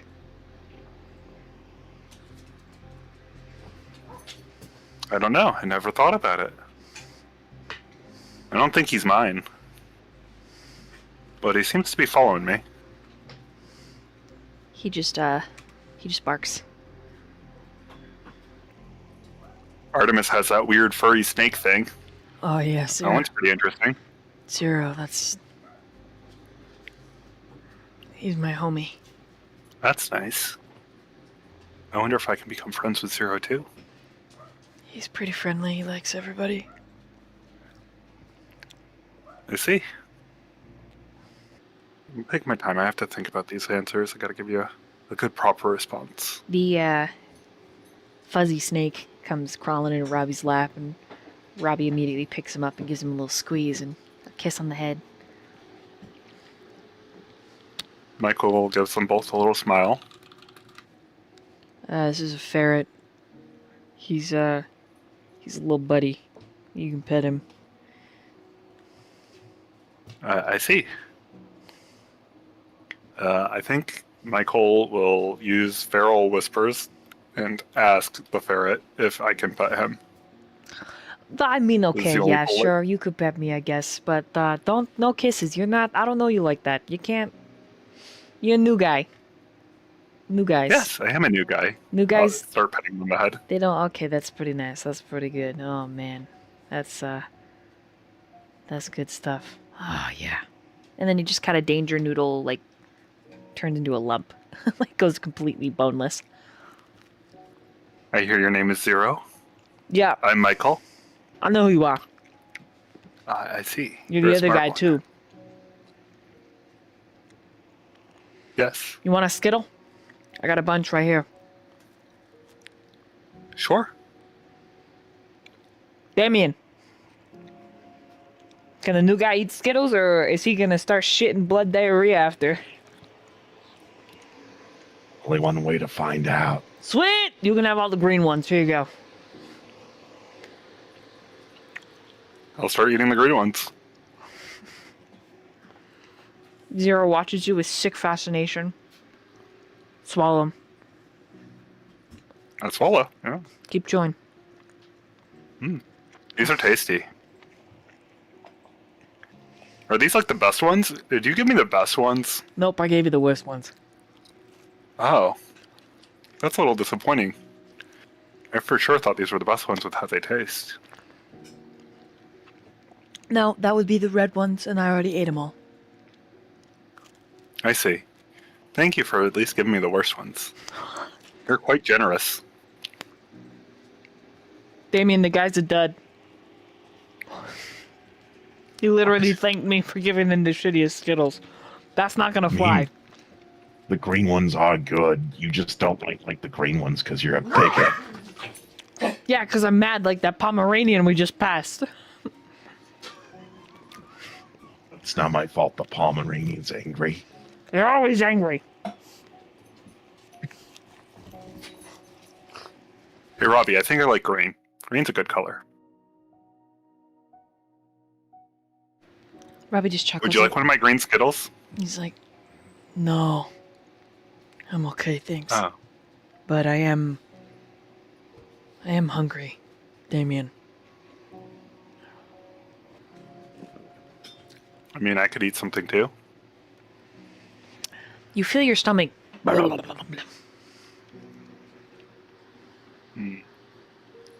an uncomfortable feeling. That's weird. Yeah. Do you got a bucket or a bag in your car, Damien? Yeah, he has a bucket. All right, Robbie grabs the bucket, Robbie brings it to your mouth just in time for you to puke up Skittles and blood. Your hunger increases by 1. That's not good. What hunger are you at? I went from 2 to 3. I'm a hungry boy. So is Robbie. I guess we could eat.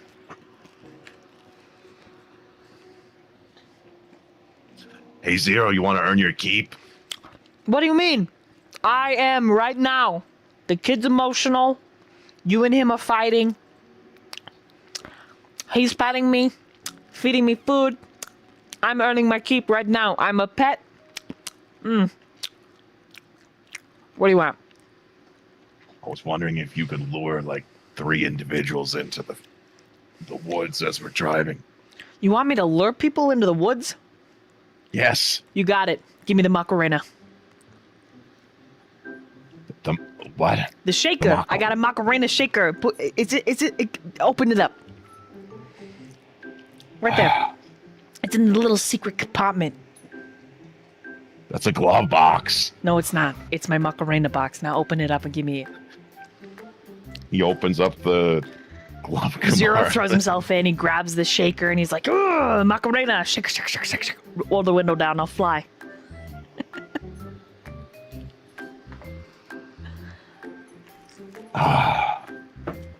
This was a terrible decision.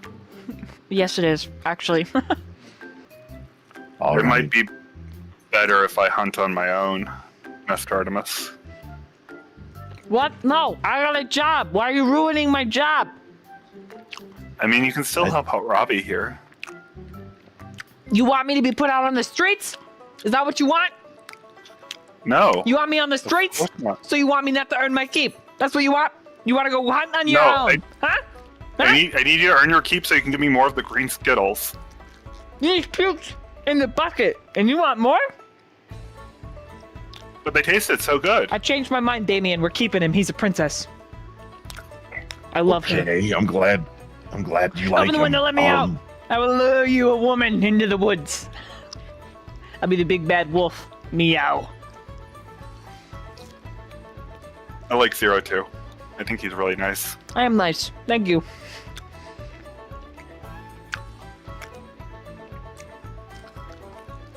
Like, is there any, like, at least on the side of the road, like any cars parked on the side or anything? Something? Yeah. There's not a lot of people where you're at. But that's why he's got the Macarenas, aka the shakers. All right. He's going to pull to the side of the road, open the door, go forth, and Okay, he runs out and is like, Whatever. "Hey, Macarena! Listen to me, people. I'm luring you to the woods to be eaten by a monster or two. Yeah, don't worry, they won't kill you, though. They'll just give you the drugs of your life." Like, he's just singing as he's hopping along. Robbie. God, Robbie's staring after him. Just. Does he do that on purpose to, like, alleviate the fact that our whole life is fucked up? no, that's just him, like 24/7. So he's just kind of a fucked up little monster, too? Nah, he's just usually upbeat.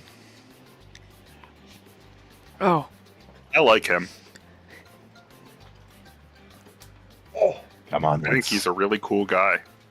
let's follow behind. That way, he's easy to track, obviously, but don't fall behind. Christ. He doesn't lure anybody except like the dog catchers. Dog catchers? The animal control gets called on him. Oh, Yeah, you literally, one lady taking her lunch break is like, "There's like a ferret. I think it's somebody's pet. It lets me pet it, but I think it might be sick. I don't know," because he's like dancing in front of her. "I definitely think it's sick. It's not acting normal." And then eventually he gets fed up and he throws the Macarena at her and bites her in the ankle. Yeah. And then she kicks him and runs screaming. And he just swears. And when you pull up in the car, he turns to look at you and is like, I'm doing my job! Goes to grab his instrument. Damien's gonna get out of the car and run this person down. You rush the nurse. Yeah, I'll rush whoever this animal control person is. Oh, not she's calling animal control, but he bit Oh. her, so she kicked him and ran screaming. Yeah. I mean, yeah, if she's alone, then sure, why not? Okay.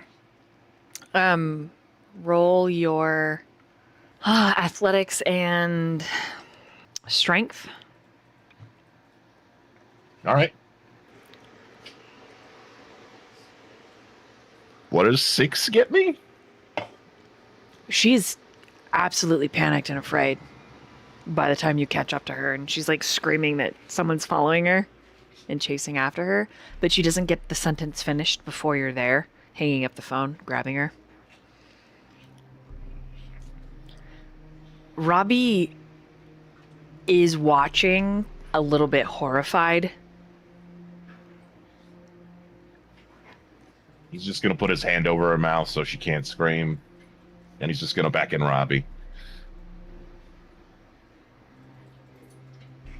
I don't like that she's so scared. Just let her go. Once you bite, she won't even be terrified. She'll just be lulled into a sense of euphoria. It's fine. What do you mean? You think, he's only fed one time. You think you're gonna have to show him, Damien? He's just gonna bite into her? He watches in sick fascination. He's both interested and repulsed by his reaction to you feeding and the kiss that descends, making her foggy, hazy. His nostrils flare as he inhales her scent. And then he's gonna stop mid feed. Okay, so you don't remove a hunger. Mm-hmm. Okay. Okay. Is she gonna remember this? No. Think of it like I just don't want to hurt her. I'll be right here. I'm holding her. She's restrained but not being harmed.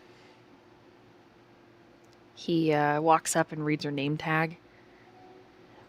Melody. Looks into her face. Cups her face. I'm really sorry. You can tell that he is starving. He moves her hair, looks at her neck, swallows, looks at you.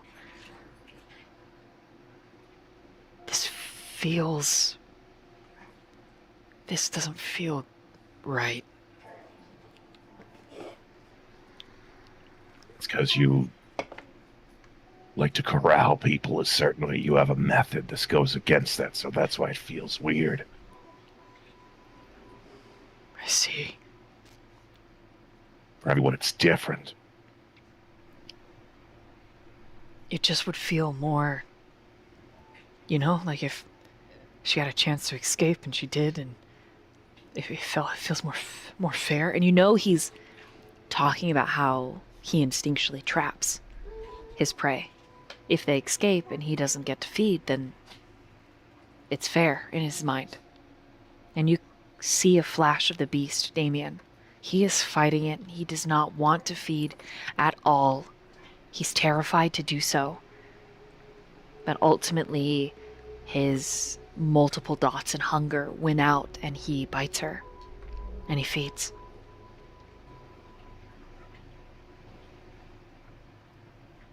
As he's feeding, he's hoping, he definitely beckoned to Lucian while he was, explaining. Lucian responds. Comes close.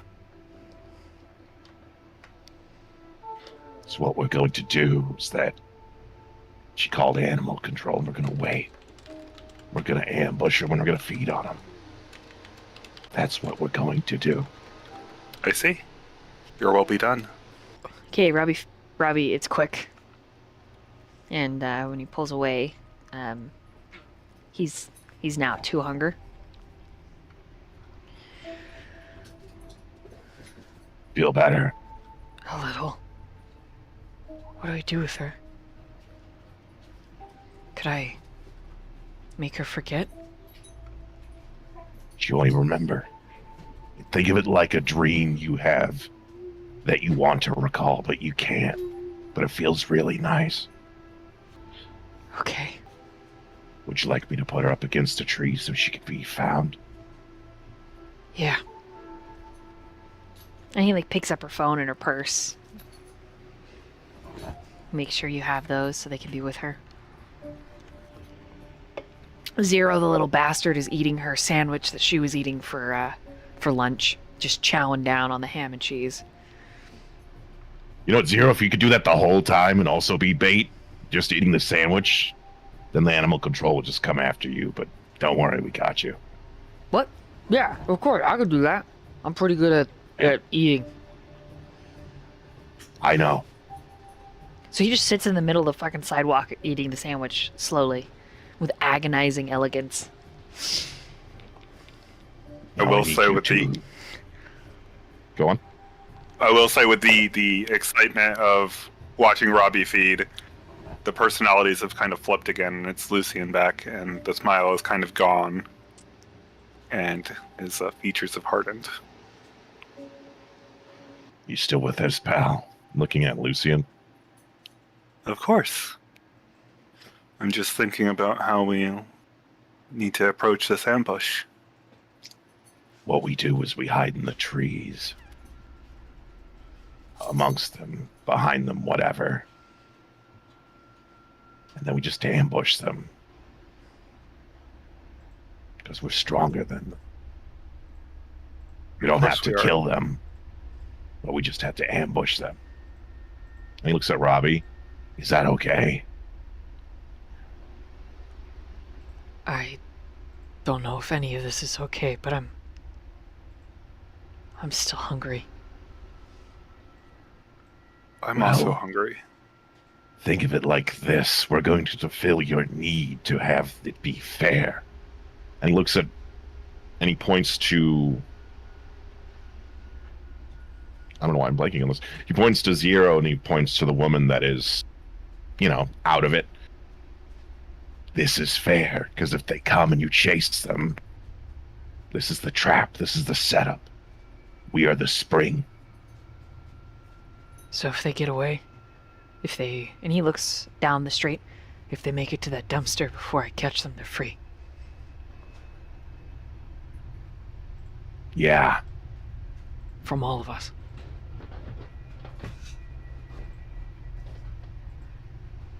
That sounds fun. It sounds like a game all of a sudden.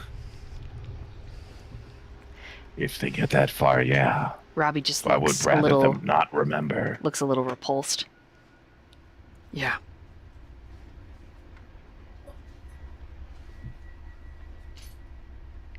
So Any other hide. handicaps to make this game fair? No mental powers. No mental powers at all.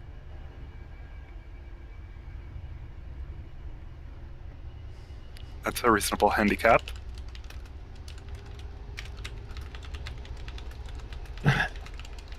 No weapons. Bare hands. That's how I prefer to do it. Still not my preferred prey. But I will make do. Robbie! His head, he's pretty muddled right now and stuck in his emotions, but when you say not my preferred prey, he whips his head over to you and he squints. What does that mean? What do you... I like something with a little more fight in it.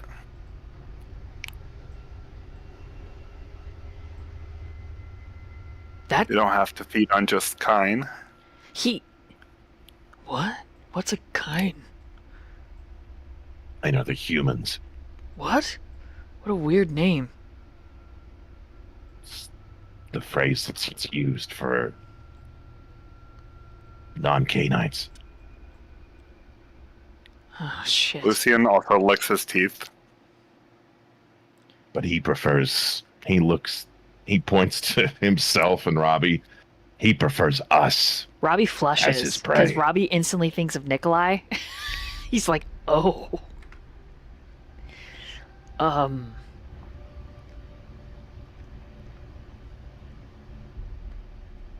That's his preferred prey.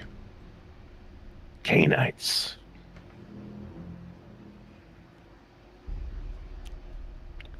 So let's hide.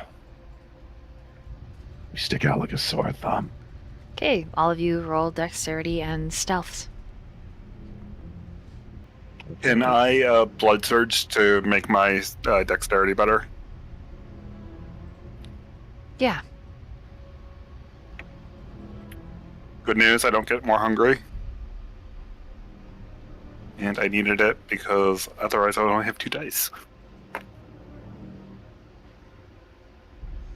I want to be successful.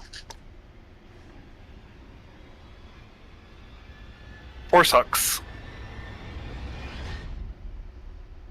And I think Lucian, noticing that he's making Robbie uncomfortable, wants to hide close to him in an attempt to make him more uncomfortable. Oh, God. He is a sadist after all. Oh, Lord. Okay. What'd you get on So that'll be 8 successes, but there is a bestial, so that will negate one. Only 4 for Lucian. Wait, hold on. Let me roll for Robbie. Oh, 2 successes.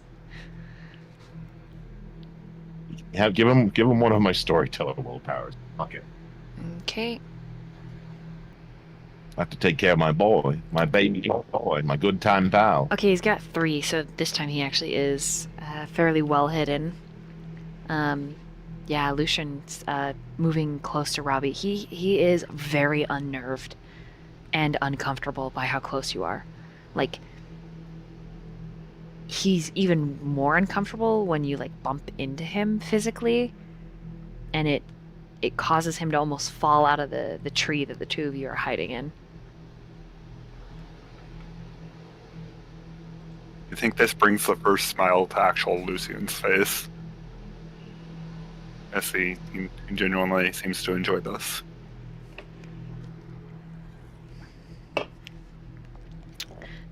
God, Robbie does not know what is up with you. He's very unnerved. Okay. The animal control is 2 guys wearing black. They've got nets and cages. They have a whole truck. And they look pretty tired. Looks like they were woken up by the call. When they see Zero, they immediately launch into action to ambush them. First, I need to know where you guys decided to hide. Robbie's in the tree, so he's gonna drop down and run. And Lucian, you're in the tree, so you'll do similar. But where did Damien hide? But he's kind of like holding onto a tree, kind of like it's like a table. Okay. And what he's going to do is when they approach, he's going to drop down, flip himself, and just elbow one in the head. Okay, so with the drop down, this will be a dexterity feat with an athletics. Or, Okay. since you're going to be chasing with Robbie, it'll be a strength and then a brawl. Strengthen a brawl. Yeah, that's for Lucian. For you, it'll be dexterity and athletics, but for Lucian, it's strength and brawl, because it's a dash and grab, like tag, almost. Lucian launch himself from the tree and just try to land on the guy. Okay, Lord, that'll be a dexterity and athletics. Okay, that's fine.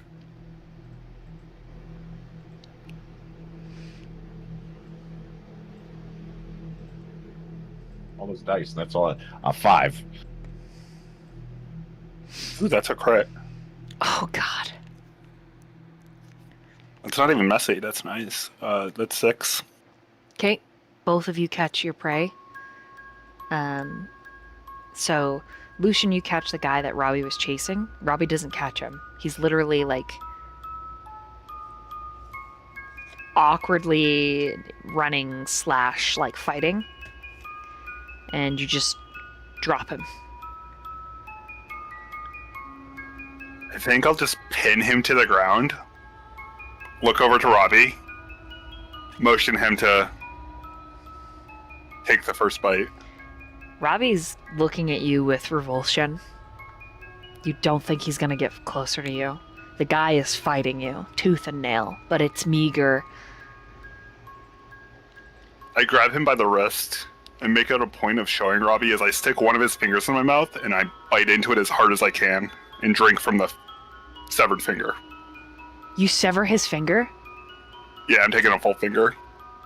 Robbie's gonna attack you. Robbie... Okay, so... Damien, there is a great hiss that leaves Robbie. The guy that Lucian is feeding from, there's a snap, and he screams, and then there's a weird, like, euphoria, pain. Lucian's taking a finger, and Robbie hisses and lunges forward with intent to kill. He completely loses his shit in a violent frenzy. And because of this, he is going to... Yeah, Robbie's pissed. Are you going to dodge or are you going to let him hit you? I'm gonna dodge. I'm Okay. gonna not let him hit me for free. Dexterity and athletics. Right average 3 sucks. Okay, he got 4, so he tackles you to the ground. And he grabs your face and smashes it into the cement. Like, fingers attempting to go into your mouth to fish the guy's finger out. And he's like, "What the fuck is wrong with you?" I thought we were playing a game. Fuck you, not like this. Okay. How's my guy looking? Scared. Like, the minute you elbowed him, like, unconscious. Like, out. Like, he was scared because his friend... Yeah, just... He's out. So he's unconscious? Uh-huh, you elbowed him. Yeah, he's just a normal human. Zero's like, "Oh, God!" Panicking. Zero's panicking. Throwing ham and cheese at Lucian. Telling him he's bad. What's the other guy doing? Screaming because he's bleeding from his finger that's been ripped off. So he's going to leave the one that he knocked unconscious. And he's going to knock the other one conscious, so he'll cease screaming. So you're gonna move over to the guy that's screaming and knock him out? Mm-hmm. He's still bleeding.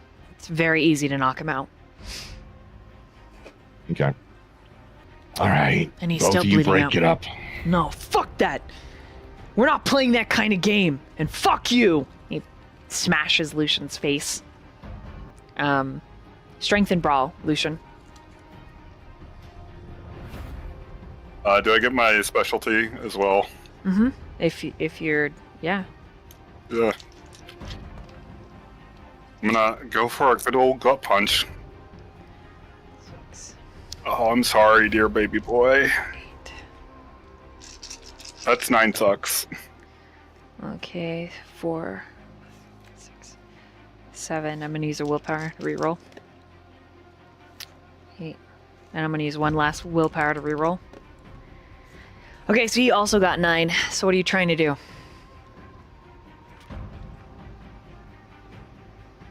I was just going for like a gut punch to get him to calm down type of Okay, deal. you hit him in the gut.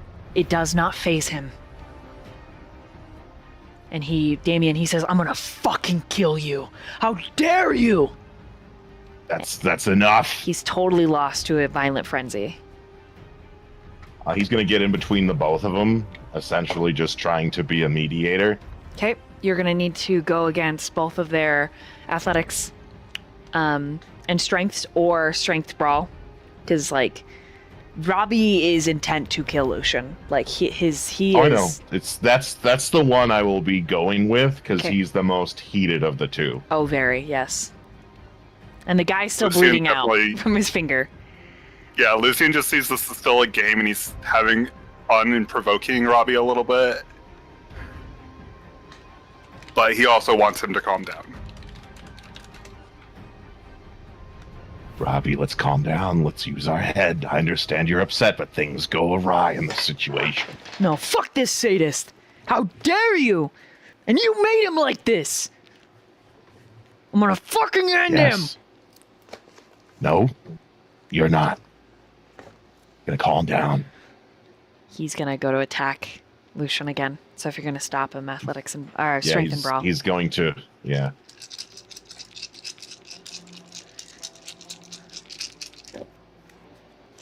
Okay, ST willpower because I got some secretly from party members. Okay, I'm gonna use one last one because Robbie is unhinged. Okay, that's it. Okay, I got it. Do you want me to tell you what I got, or do you want to tell me what you got? I got 9. All right, Robbie got 6. He's very strong. Damien, it's a little scary how strong he is. And with a little bit more honing, probably he would be stronger than you. But you managed to like a wild cat, you managed to like peel him back, but he is hissing and spitting and clawing and biting. And he's got the guy's finger. He's fished it out of Lucian's mouth. And he's like, "Do you see what he fucking did, Damien? Did you see what he fucking did?" I saw what he did. It's not fucking okay. I'm aware, but things happen. He did it on Robbie. purpose. This wasn't an accident. It's a game to him. He said it was a game to begin It's with. not a fucking game like that. And like, I Yes, guess the the rules. And then over Oh. your shoulder, Damien, he says, My game, my rules. and it's all beast. And I guess the way to for like sense of like the scene, like as he went to lunge for Lucian, it would have been a situation where it's like pulling the arm up, getting his left arm around like his chest, and kind of just holding him, like just putting him in a grapple hold. Okay. Listen, the game was for everyone here, and I understand you want them to be your rules. But sometimes the rules get bent or broken. Nothing's always fair, Robbie. And then Lucian, he says, Give me your Remember, fucking you said, hand. you said, if they didn't make it past a certain point, they were fair game. Those were the rules. Biting off his finger isn't feeding. Give me your fucking hand, Lucian. Robbie, calm down. Give me your fucking hand. I think Lucian's almost intrigued by that at this point, and he gives it to him. he's gonna bite your finger off. If you put it anywhere near his mouth, he bites it off and he fucking swallows it. Completely unhinged. Like, you see Damien, his eyes slit like a serpent's. And there's an extra tiny set of fangs behind his original set. Like, the only way to unfrenzy him, Damien, you recognize, is to literally remove Lucian from his view or give Robbie's beast some sort of win. And in this case, if you'll obviously be able to stop him, but you can see that his intent is to chew a finger off and swallow it.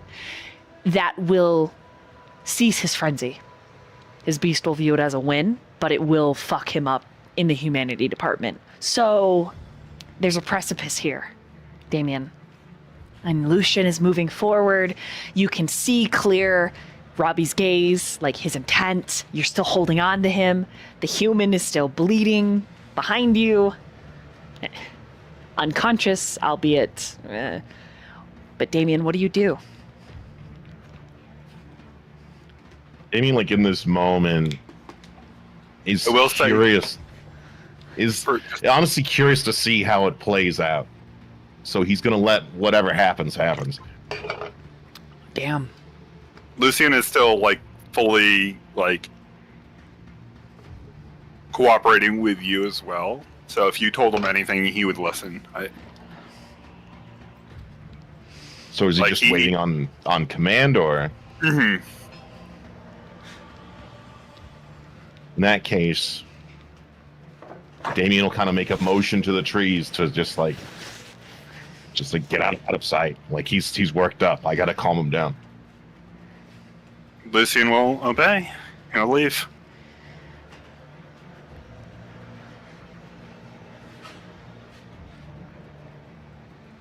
There's no Alright. hesitation.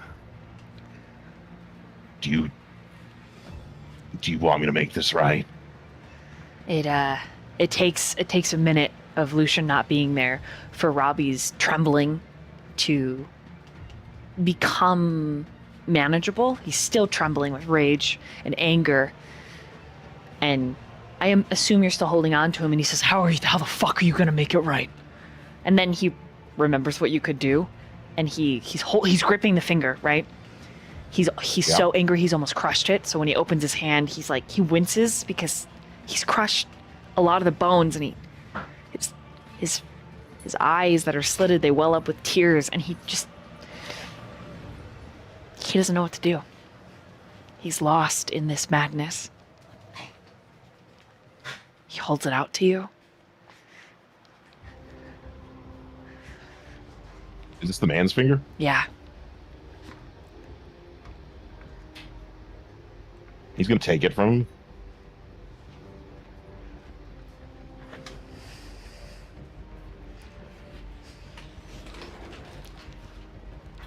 Robbie, you can't always alter the terms of the deal.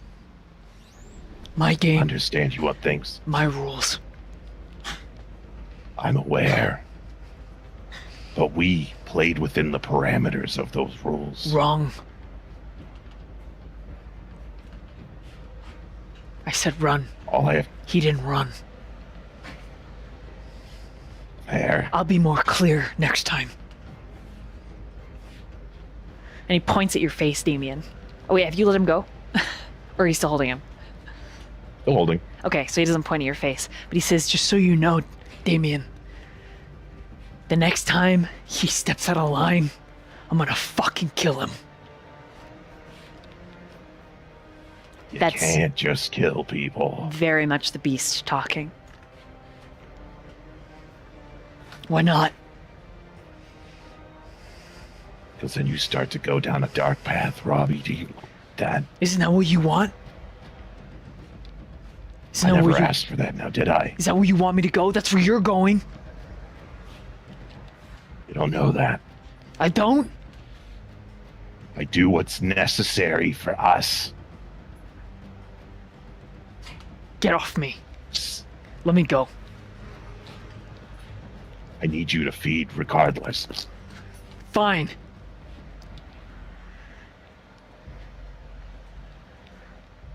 Lets him go. At this point, you hear sirens. The guy's screaming has caused someone to call. In Fuck. a little bit of worry, Robbie looks at you, looks around. He goes to the other unconscious guy and picks him up. And he feeds, spurred forward by his beast.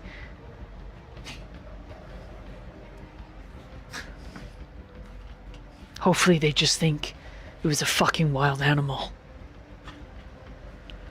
That's the hope. And then he's gonna position the guy, unconscious guy's body, like he was attacked by an animal. And he does it quickly. And as he's working and as you're working, if you're gonna fleshcraft the guy's finger back together, Damien, you have another realization. But I would like you, in order to put it together, to roll an intelligence and an insight. I got a critical for 4. Okay?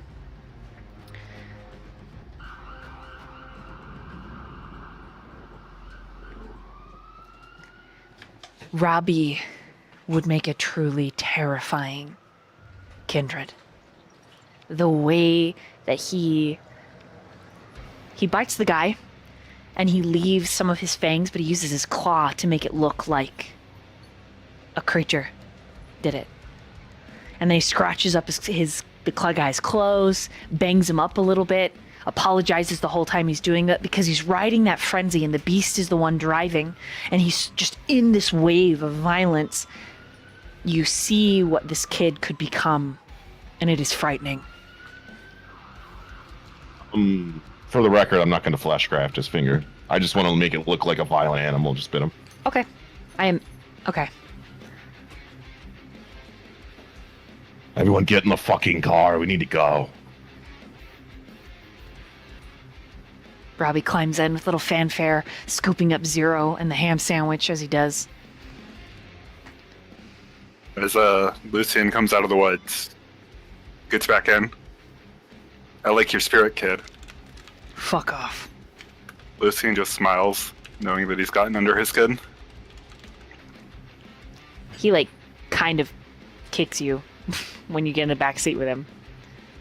And then he, like, pulls Thanatos onto his lap, like, you don't get the dog and Zero. And he takes your green Skittles. I think this abuses Lucian more. He just says, But the compliment was also genuine, too. He did actually that's fair. like his spirit. That is fair. You are playing the confines of your character wonderfully.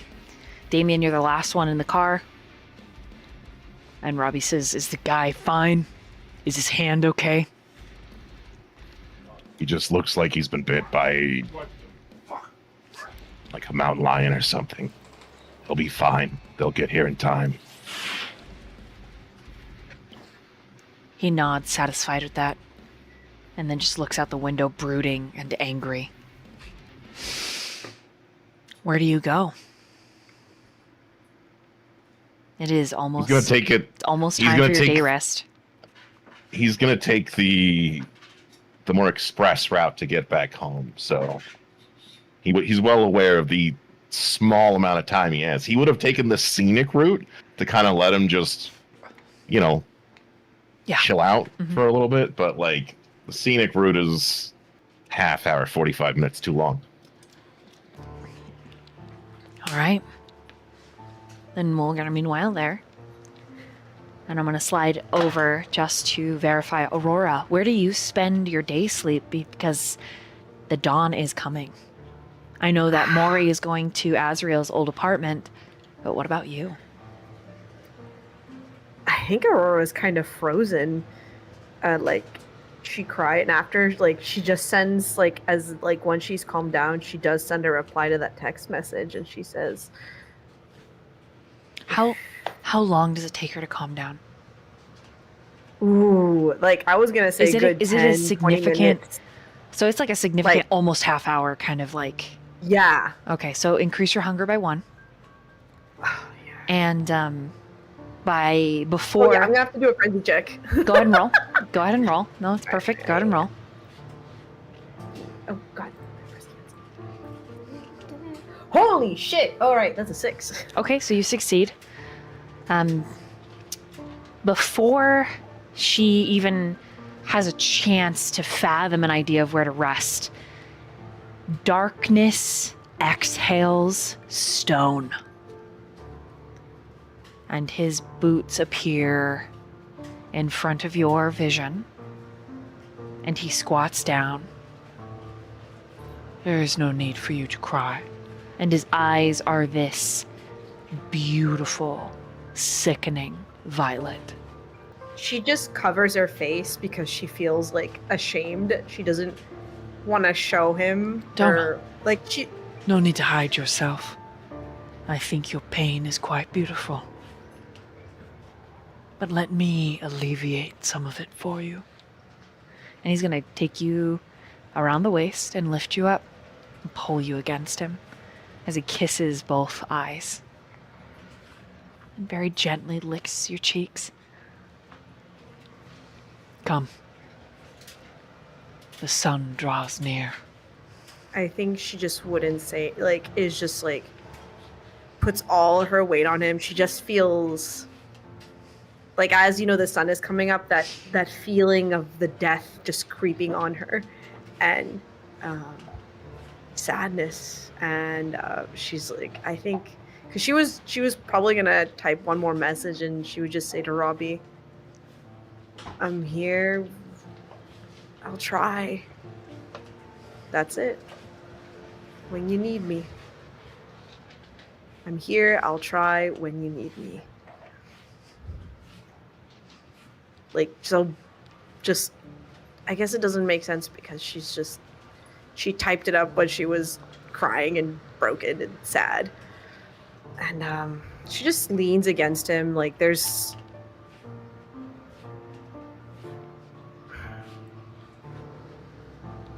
I don't know, she just lets him lead the way. He's very quiet. Okay. He leads you to a penthouse apartment suite. Windows are blacked out with steel shutters that come down during the day. It is decadent.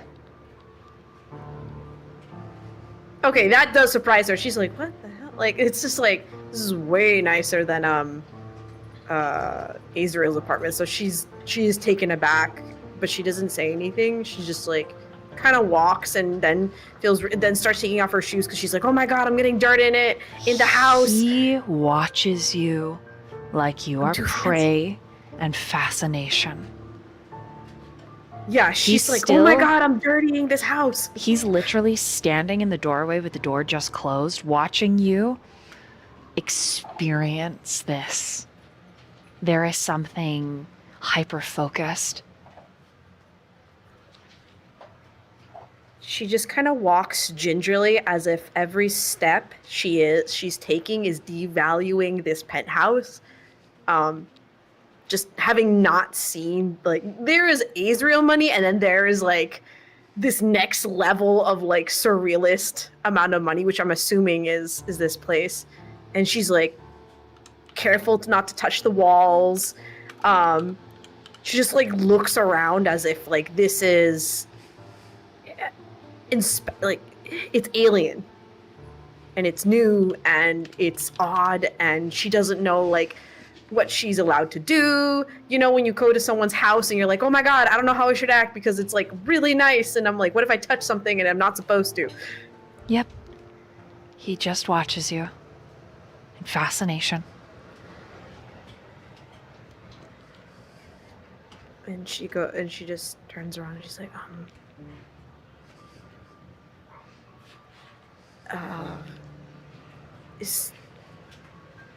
is there a place I can, or can I change clothes? Because her clothes are like just, Anywhere you like. He motions oh. with a hand.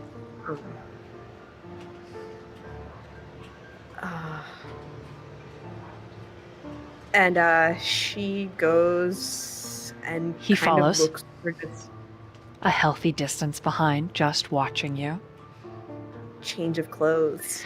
The closet is filled with men's, high fashion things. Maybe an artist or a prince would wear. She takes the cheapest looking thing, which I'm sure is like a $500 shirt, and she begins to like undress. He watches, Like, unless you stop him. so gingerly. She doesn't. She's just kind of looking around and kind of like she started. I would say blush of life because she's like blushing because she's becoming very self-conscious of her own body, and in this really nice place, and she feels very out of place. And yeah, she just like takes off her clothes like very gingerly, puts it on like this, folds it, puts it on this chair, puts like this really nice looking silk what she thinks is a nightshirt. She doesn't really know. And Aurora, proceeds to go to the bathroom. Yeah. I remember. She jumps.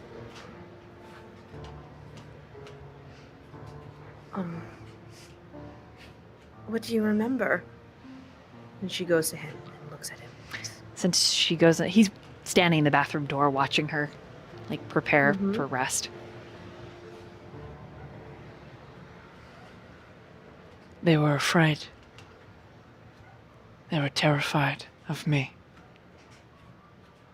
And so they staked me. They planned to leave me for the sun.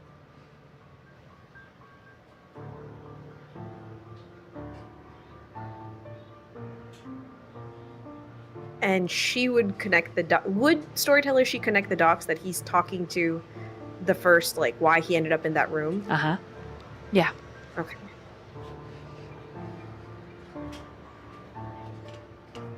She takes his hand and just gives it a kiss, and she's like, you can't. As you kiss his hand, he like squeezes your cheeks, looking at your pretty little teeth. And you know that he's thinking that because you remember from that night together with this part of him. He said you had such pretty little teeth, and he liked it when they bit him.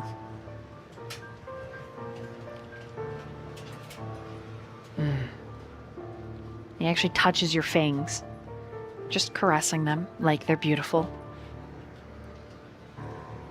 They failed. And when I returned, the bishop didn't know what to do.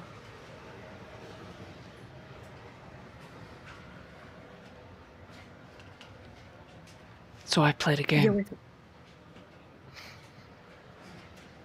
Mm-hmm. And now look at what I've done.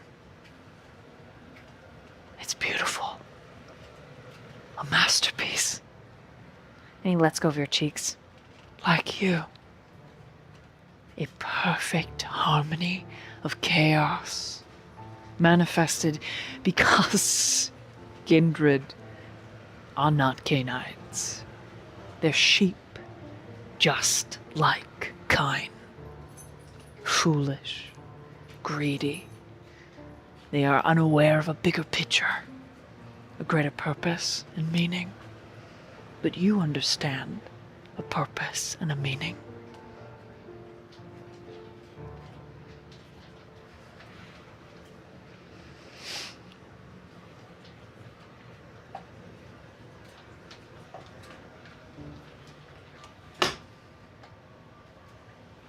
Is there anything she wants to say to him? I think she would say,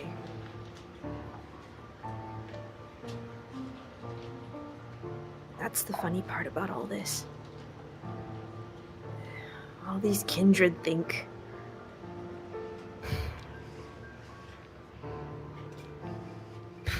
they put themselves in lofty towers thinking that they're not that they don't have weakness, that they aren't subjected. But the truth of the matter is, we're all weak to something.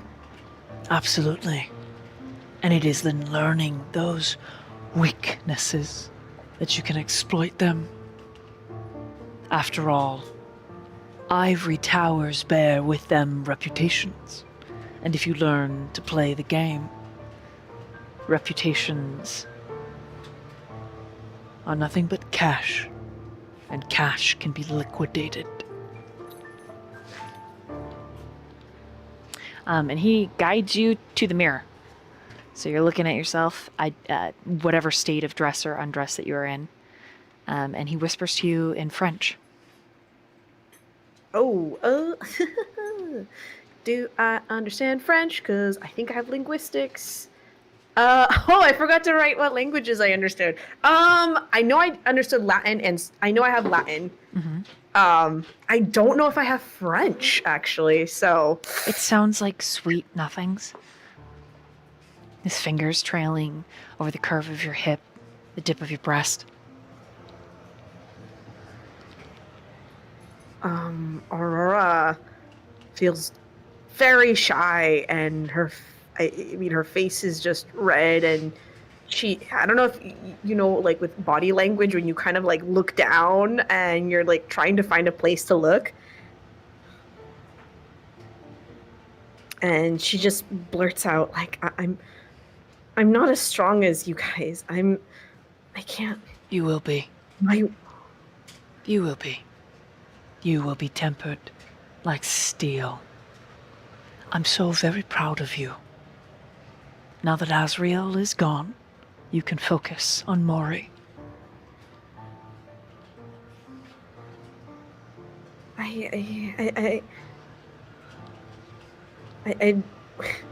Wait. What do you mean? I care about Mori. Yeah, I love her. She's. Good. Is something? Does she need help? She will need your help, yes. Your guidance and direction. If you inside him, he is being as honest as he can be. And sincere. Okay, yeah, she would inside him, and she's like, Stone. I think I'm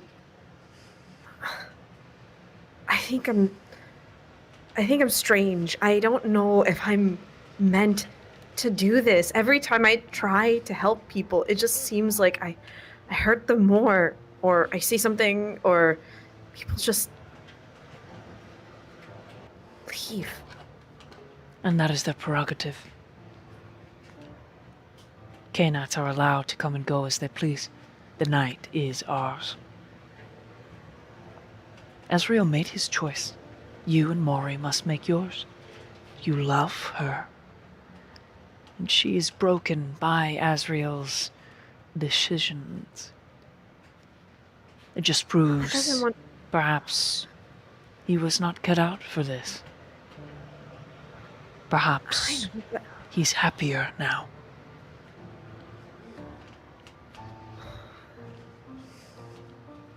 I just hope so. He's still here.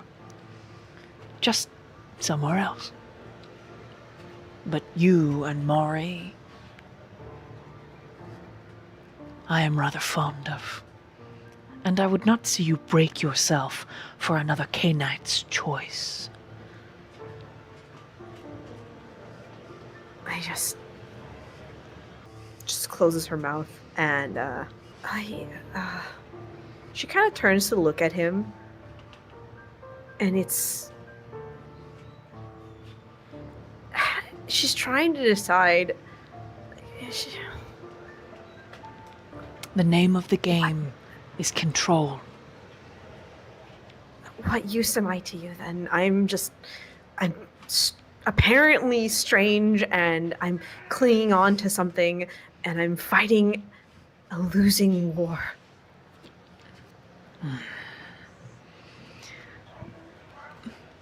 Not every battle has to be won in order for the war to be victorious.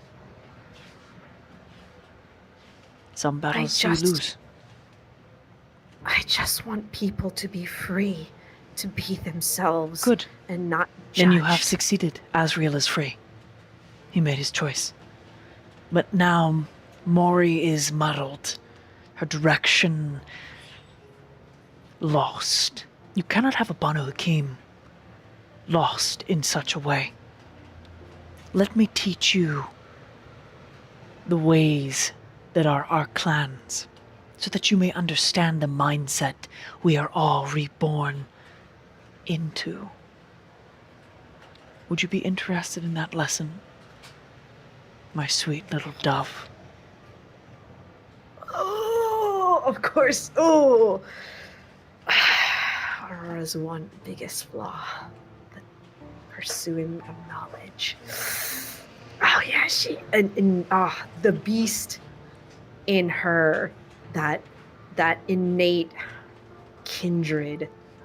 Oh, like it shivers at the words of like getting to know the idea of knowing more and pursuing more and learning more. It itches every scratch, and she can't resist that, and her eyes glitter. Okay. And she nods her head.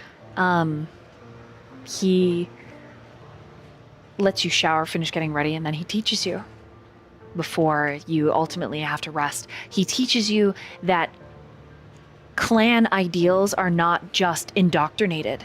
They are born into the blood. They are carried like memories through the vitae. And he walks through your clan, Gangrel. He walks through a clan, Toreador.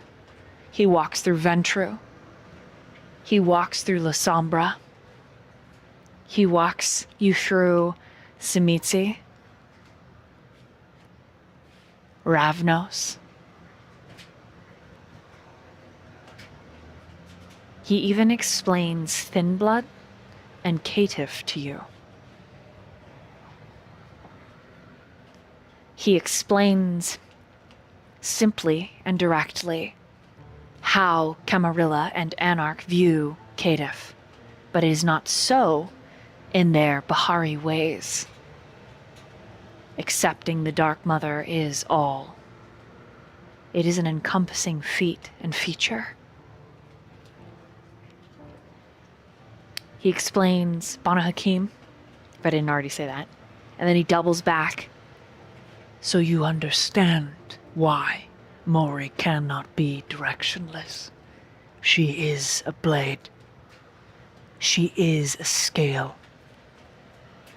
Always. And she nods her head, and it's like, God, and there is a part of her, and it's like, it's disappointing, Aurora. It's like learning all this is like, it's part of like her like ambition and like that desire, and it just like, oh, she's so hungry, and not just like in so many ways, and it's just, yeah, she's a very aroused right now. She likes smart. Sorry, I'm just disappointed in her. I'm like, come on, man. But yeah, she's very like, oh, I get it, you know. Mm-hmm. And she's like, I'll, and she's like, all right. And he uses all of this in all of his teaching, Aurora. He uses it to justify everything in undertones, everything that the pack has done, the rituals, everyone's personal choices. He literally justifies it all in this lesson.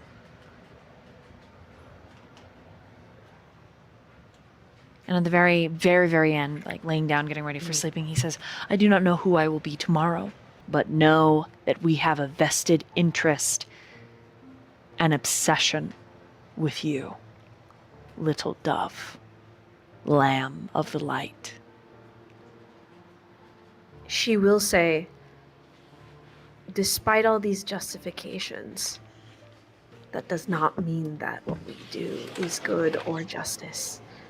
But at least I hope that we can be all monsters of our own choosing. You must do what is necessary to survive. Above all else. Because, my sweetling, the world no longer cares that your intentions are undiluted. You will be hunted. You will be destroyed for what you are, even though you did not choose it. So you must accept this mantle of survival, or be crushed under its weight. And we're going to meanwhile right there. What is the last thing that Lucen wants to say to Robbie before I meanwhile over to Mori?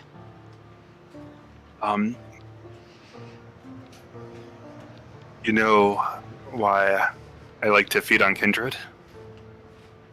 You don't have to feel guilty. They're monsters. You don't have to feel guilty for hurting them. You can do whatever you want. That's why I prefer to feed on the Kindred. Oh, that's going to fuck him up. Hold on, I need to make a roll. Oh, man. Okay. He doesn't say anything, but he soaks in your words like a sponge. I'm gonna meanwhile really quick. Mori, after feeding, after these text messages, everything, whether you drive or you walk, you do make it to Azriel's apartment and inside. The captives, the assassin, no longer there. If you had someone else other than the assassin, they would still be there and in dire, dehydrated states, and so is Maria. Unless somebody ghouled them. You had the assassin who I rolled and they escaped because it's been 2 days. Did you have another captive though? No, I it don't was just think the one. I did. No. Okay, then the assassin escaped, but they fed the dogs before they left. And gave the dogs water. So, yeah. So the pregnant puppy is super happy to see you. Like, she's like hopping back and forth, her big belly swaying like, hello, I'm so happy to see you. The music's totally wrong. But Mori, she immediately just approaches you and begins licking your hands. And Maria, because she was given some of your guys' blood, is not like dead because of dehydration. Is she tied up? No, she's in a coma. I Yeah. see. Yeah. Yeah. Well, Mori just sort of looks to where the assassin was. Acknowledges it. Yeah, and- basically this assassin like fucking was stuck, got out of the room, probably broke the door down, got into the kitchen, got some of the cutlery, probably took them a long time. There's still a little bit of blood left behind, but they managed to feed the dogs and water them. Yep. She just looks to the spot where the assassin is, and she just. I wouldn't say that she says it out loud, but she just thinks to herself, I was going to let her go anyways. Doesn't matter. She, I don't know if there's still dog food, or anything like that. Just brings it out. There's no energy, there's no urgency for the dog. And then she goes to the bathroom. I don't think there's any windows in there, so. No And windows. She just lays against a wall, Okay. kind of, and just sits there in the dark until the sun rises. The next night, I'd like you to make a rouse check, please. Will do. Do you want me to also roll a remorse check? Yes. I rolled a 6. So, success. Let's see. Haha, you succeeded. All stains removed. Something about the silence in the bathroom and allowing your grief to exist with you like a personified presence is enough to remove the stains on your soul. What little is left of it. Mori would just listen to the other room, see if there's any noises. Just the dog. Then, when she wakes up, she probably just sits there, motionless, 10 minutes, 20 minutes, before she finally gets up and starts wandering through the house. And she takes what she thinks Gwen would appreciate. Roll an investigation. And a wits. Okay. 5 successes. There's some family pictures. Grab those. Put them in a tote bag. What else would there be of Azriel's that Gwen might like, Luke? There's definitely with a 4, you'd probably find like a hidden scrapbook that has like young photos of Gabriel and Gwen, ranging from like early childhood to like young adults. What else? Probably some just mementos left from his mom and his dad. Like he might have a piece of jewelry from each of them. Probably a little journal of some of his thoughts. That he's probably abandoned. And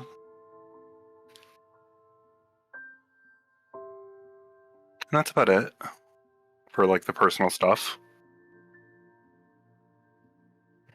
Did Azriel own this part of the building, or was it just a rented thing? He owned it. She would look for a deed if there is one in the house. There should be. She'd take it and put it along with the rest of it.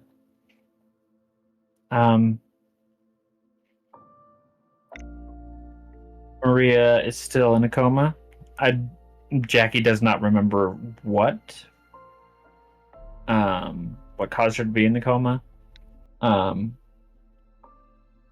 She'll gently pick up the dog. I don't know how big they are, but she's just gonna carry the medium dog. size. The pregnant dog, medium size. It's like 80 pounds because she's pregnant, you know. So. And she's gonna go. Okay, where does she go? If there are keys, she takes the keys. Okay. And I think she goes to the hospital. Doesn't necessarily know what she's going to do with the dog, but she can't stay here by herself. Not a lot going through her head, I guess. She's trying to not think so she doesn't have to feel. Okay. In the journal, you would have noticed there's a photo of you. She breaks down. The puppy Hope, she sits with you and whines and tries her best to distract you. And when she can't, she just sits with you.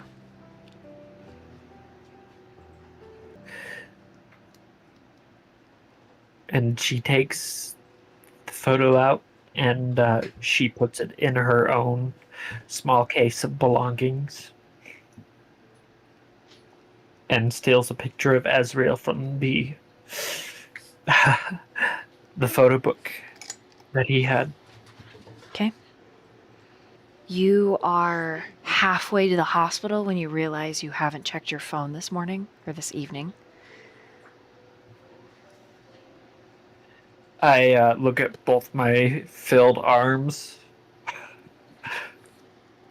And I put the dog down right next to me, sit down, look for my phone. It's easy enough to find. She opens it. A lot of updates from Peggy.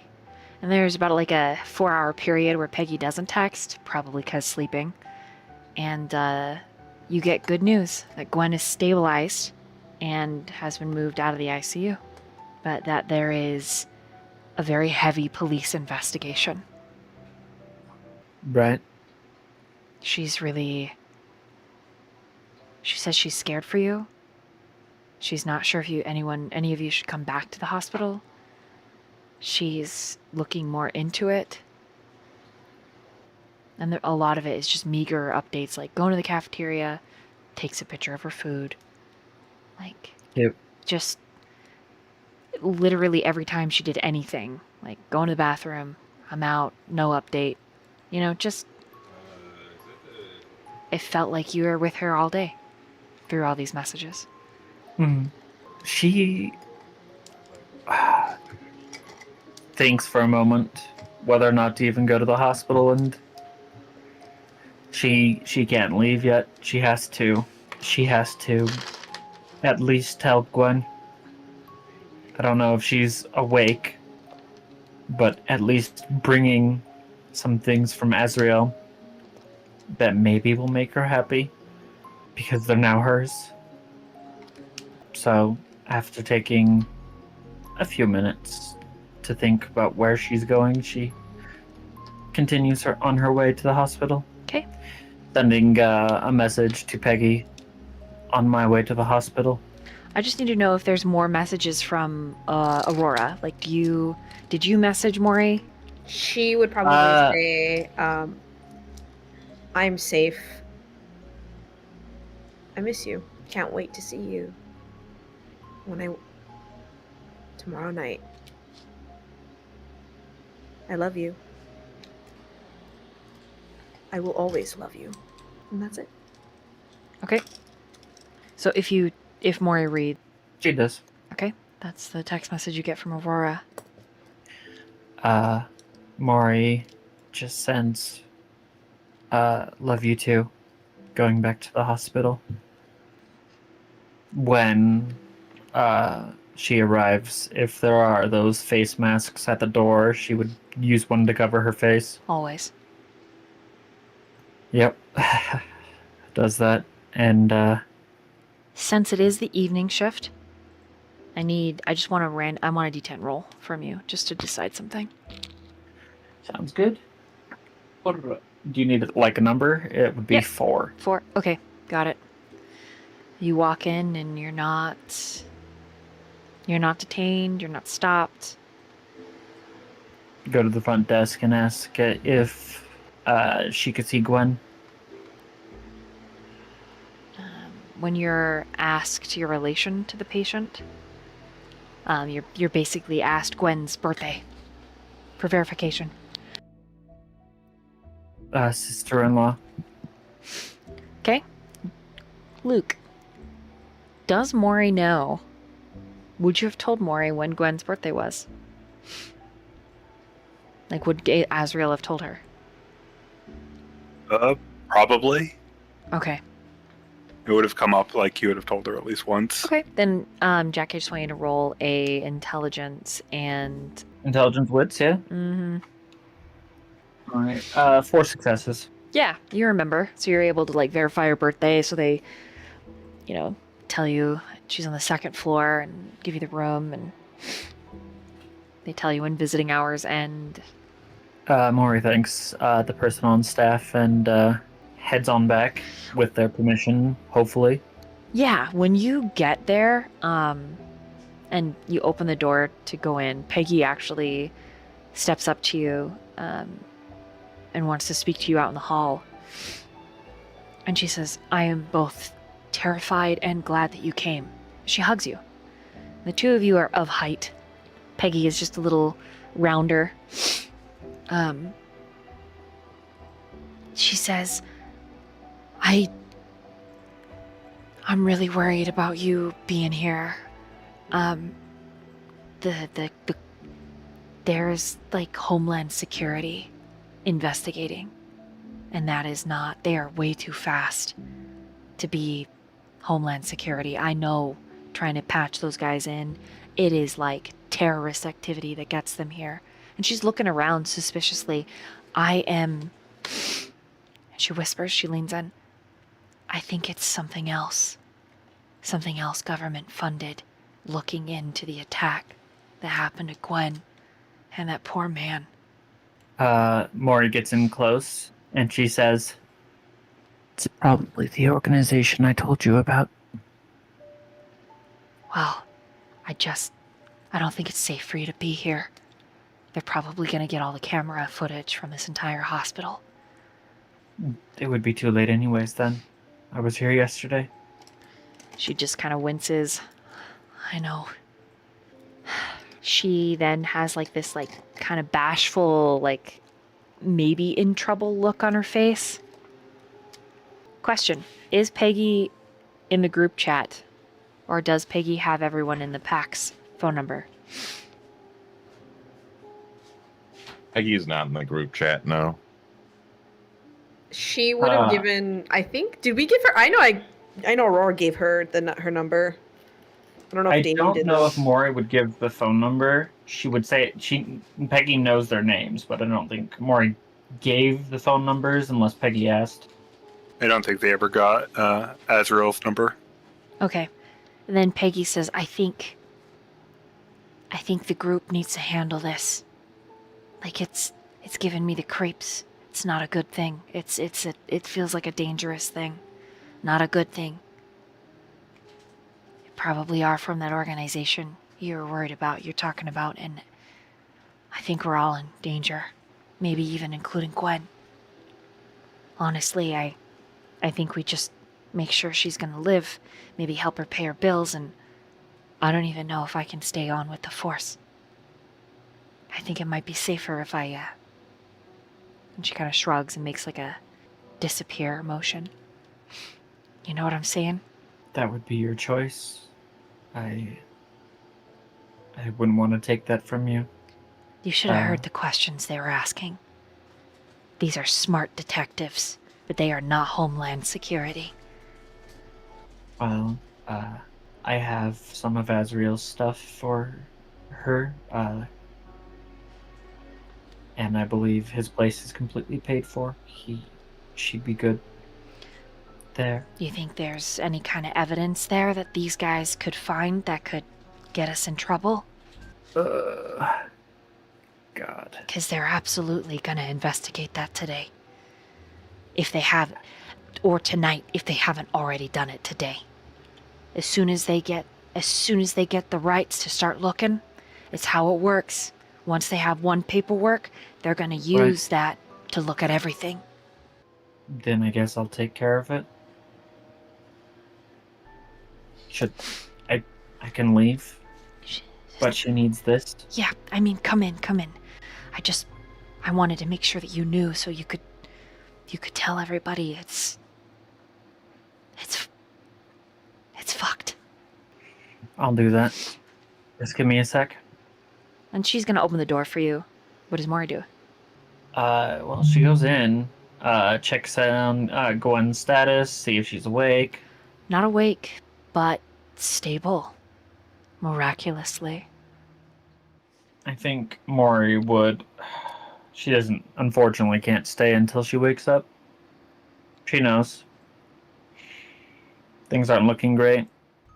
Puts all of Azriel's stuff in a corner and quickly just writes on like a sticky note or something. Leaves it on the desk or whatever and just says, "For you, it was your brother's stuff." Peggy just And whispers. he says, No, never. "Sorry, kid." Go ahead. No, Peggy was gonna whisper, but no, she would not in the room. She doesn't want to risk waking Gwen. But she is really panicked about those guys that were here. Yeah. After that, I think she would make sure to take the deed from there, from the bag, because, doesn't want it to be traced or whatever. I'm sure they could do it regardless, but just get rid of it. Before turning to Peggy and just saying to her, "Be safe." No, you be safe. This whole thing it's a lot. And as much as I want to stay and say goodbye to Gwen, she needs to be safe. I might not get to say goodbye.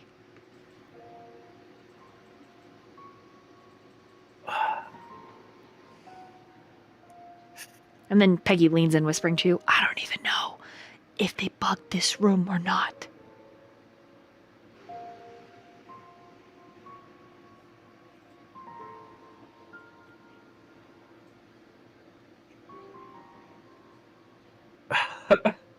That, I don't know, it's like how to describe. It's like, okay, you have the one thing left of the person you love, the one person left that reminds you of them, and now you're saying goodbye. You don't even get to formally say goodbye.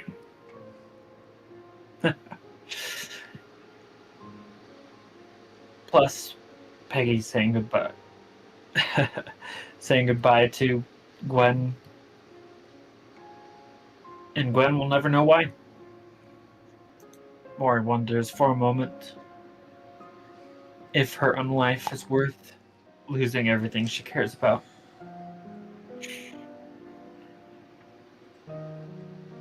To be free, but no longer who she was. She looks back at Gwen, contemplates taking her out of the hospital, running, but there's no guarantee she'd be okay if she did that. I think Peggy would clearly see these emotions on Maury's face. Hey, it's okay. We're gonna make it. She takes a deep breath. We just gotta. I don't know what we gotta do. She'll nod her head, do all she can to keep the tears from falling. And she'll look at Peggy and say, "Are you ready to go?" Yeah. I am. Mori will extend her hand to Peggy and wait for her to take it. She takes her hand. But before she does, she goes over to Gwen and she gives her the softest kiss on the cheek. Once her hand is in Mori's, the two of them will turn invisible, which will also activate the ghosts on the machine for any cameras that are outside of the room. Okay. She'll drag Peggy to the bathroom to do this first. I just want that. Yeah, she's going to drag Peggy to the bathroom, use Cloak of the Gathering, and then just holding on to her sister's hand, taking her out of the hospital. Mori considers whether she should go back to Azriel's place and light it on fire, destroy any evidence. But they already know that he's what he was. Would it make any difference? Takes a deep breath. And she pulls out her phone, makes a call to Aurora. Okay, Picks so up on the first ring. Like half a ring. Hello? Aurora, things are bad. Do you know what the second Inquisition is? She remembers her conversation with Adrian. She's like, yeah, I have an idea. They're here, and they're looking into us. Oh, shit. And she elaborates, explains, because it's because of what Azriel did, disintegrating a person's body. Aurora is in shock. Like, she didn't know any of the details. And the phone almost drops for her. And then Mori says, sorry, you said, and what? She's just... What? That's not Azriel. Oh my god. He frenzied, almost killed his sister, Fuck. killed another person, Oh my god. regained his sentience or whatever, and decided to get rid of the evidence in front of other humans. Shit. I have Peggy with me, and I have... What's the dog's name? Nina? No, what's the other Not dog? Nina. Yeah, Prego Dog. No name yet. Prego We just Doggo. call her Prego Doggo. I think he I called like her this Hope. dog. She had a name. We forgot this. No one knows that name though. Oh, Only Only Yeah. Azriel. That's true. Azriel gave her a name. The other Damn dog it. at his house. Sadness. Sadness. Okay. Peggy has to leave the force. Where can we go? Shit. And Aurora just says, she takes a moment to think. And she looks at Stone, who she assuming has been listening to the entire conversation. If you're still with him, yes. Well, we'd be in the same apartment, I guess? I don't know. I actually think right here, after this bombshell of a conversation, is the best place to wrap up. So right there in the middle of the phone conversation is where we're going to wrap up? Literally in the middle. Like, There you have it, folks. but There you have it, before folks. that, You gotta watch the VOD. I want to know, backtracking, Damien, where are you staying? Where do you go for your day rest? Our day rest would be at the New Haven that The New Hanson's Haven been with setting Hanson? up with me the whole time. Okay. Yeah, so essentially, yeah, there's a whole setup for it. Like, it is beyond intricate. I have so many dots invested into this haven. You're just like, I put like dots and dots and more dots. I have some good news. When we get some Stay time, apart. I can put up the wards for you too. Wonderful. Okay. All right. The last thing that we hear through that conversation, Aurora, you go to look for Stone, then you hear a woman talking to Mori, and Mori, you turn as a familiar nurse has followed you. How she was able to see you while you were invisible, you will never know. But emanating from this woman is a soft and faithful light. And that is where we're going to end tonight. Oh my god! Oh no, she has true faith!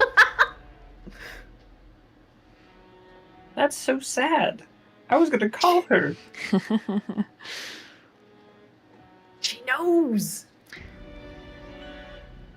Oh! Wow! Tune in next time, folks!